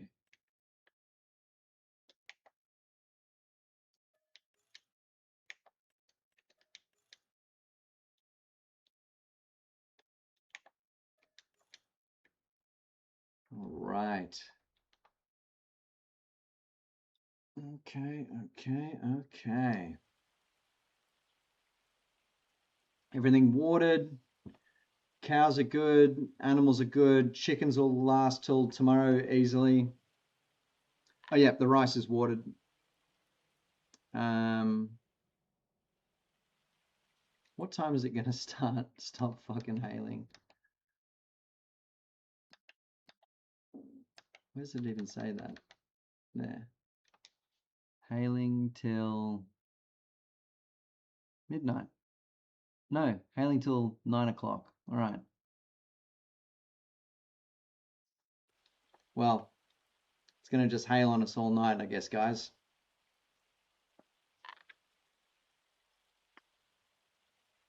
Night, Rachel, and thank you. Lovely to see you there. Please stop in again. Let's talk gaming. We're, we're all about it. Anytime. Perfect insomnia cure, I've heard this stream described as. So, yeah. Anyway, Yaz, Rubber, Harry Jonic, other farmers. Tomorrow, it looks like we've got a sort of day to ourselves, a month off. I'm working, but I don't think I'll be in too late tomorrow. I think hopefully I'm out of there by 2:30. Got light hours this next week, which sucks, but does mean I can game a little more. So I reckon tomorrow we're going to do some basic tasks, watering the crops, get all the animals fed. Rubber, let's do a tidy up in that road between the rice and the thing. Me and you'll just run all the gear out of there. Yaz, the chook's got to get fed, and I think we should give the large greenhouses a hit. Harry Jonic, new tractor. This is the next other thing I wanted to talk about. We've got $700,000. Say 650 once we get all the leasing and shit out of the way for tomorrow. Yes, Rubber. We've got silage ready to go in the shed. We're gonna have. We'll do a tiny cleanup campaign, and then I think tomorrow maybe it's time to think about things. What do we do with this budget that we've got? $500,000. The ideas in my mind are there's a few ideas. One, we buy a tractor. Expensive. We never buy new vehicles, but we've got money all of a sudden. So, do we go for it? Do we splurge a little or whatever? Option 2, purchase some more land, which is going to be more of like an investment type of thing, something that will make some money off in the future. Option number 2, invest in land. You know, we've got options for what we might buy. I think the obvious choice is probably Field 5 for 343K. If we're going to do that, we should have a chat about what we plant there, what we actually use that field for. Option number 3, a production. Do we buy a big production? The production I'm campaigning for is the cereal mill, but I think that would also mean honey and other shit and new products and a whole lot of more work for everyone. I don't know if you guys are up for that. It's going to mean basically running honey pallets there, running chocolate pallets there, planting a new rice field, diverting a bunch of rice there and making a cereal. I like that idea, but I think it's because it's the most complicated idea that's going to involve the most shit. It's the most complicated idea, and I don't know if it's the best idea. Those are our 3 options. I don't know what they'll all cost, but those are the kind of things we could do that will cost us hundreds of thousands of dollars. Maybe we sit down and have a conversation, we budget it out, and it turns out we can do all 3 of those things. I don't know.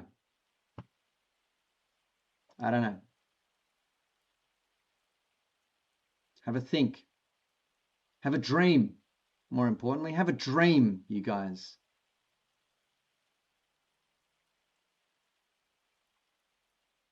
We do need more short grain, don't we? Maybe the field idea is something where we get another field and then we split this into like a long grain and a short grain, or you know, the cereal mill will be over here. Maybe this is half. Maybe we put half of this as short grain, or half of it as long grain.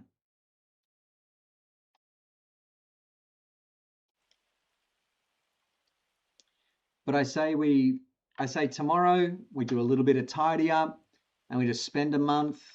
We spend our month off just not rushing around doing things. We'll jump on the horses. We'll go and walk the land, you know, have a look around, do a little clean up some of the leasing.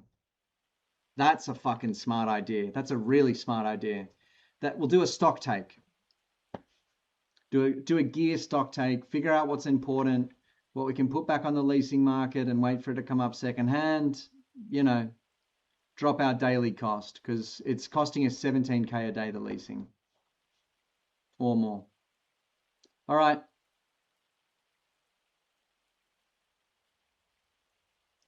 Look, we could bring that tractor back. We could return that tractor and then buy it secondhand.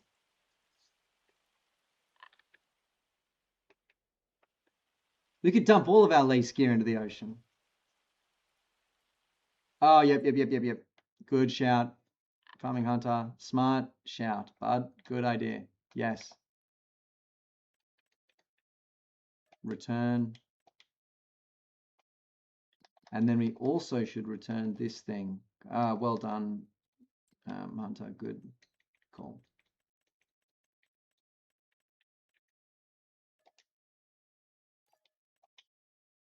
Okay. Look at that. Just talking about this shit for 5 minutes and we get fucking 2-3 good ideas. So have a think, have a dream, and that's our plan for tomorrow, I reckon. We've got a designated chill day to meditate and like figure out the future, what we do with all this Bugs Bunny. As for today, Harry Jonic, thank you very, very much for your help on the logging operation this morning. Yaz and Rubber, as always, you know, the backbone of our harvesting operations. We harvested, we loaded, we logged. Brilliant stuff. This 3-piece team we've got, just knowing that I can stick 2 of you on harvesters, 1 of you on a dog, and just look away and let it happen. Even though I'm always going to come help out, It is just the best. And then you can put someone like our new player, young Mr. Cool, into the mix, and he's suddenly looking at you guys, seeing all you go about your business so diligent. Oh, you guys doing it all so well. I want to do that. Then we've got a fourth farmer doing well. It's just great to have you guys on the property because it sets the tone for new players. We had another new player the other week who started off rushing around and trying to do whatever, and then obviously saw what you guys were doing and got on board with that. So Rubber, Harry Jonick, Yaz, thank you. You are setting the tone for this farm and making my job extremely easy. Yeah. Another weekend of wonderful farming, another 8 hours of farm work down. A dream. Good work, team. You said it. The dream team. The Calm Farmers. It's an honor and a pleasure. I can't wait to jump on tomorrow. Stay safe out there, you guys. Stay positive about the future and keep your boots strapped tight and your eyes on the steeden. I'll see you all next time. Bye-bye. Oh, and don't forget to say, I love you guys. There we go. Rubber beat me to it. All right. Night, everybody.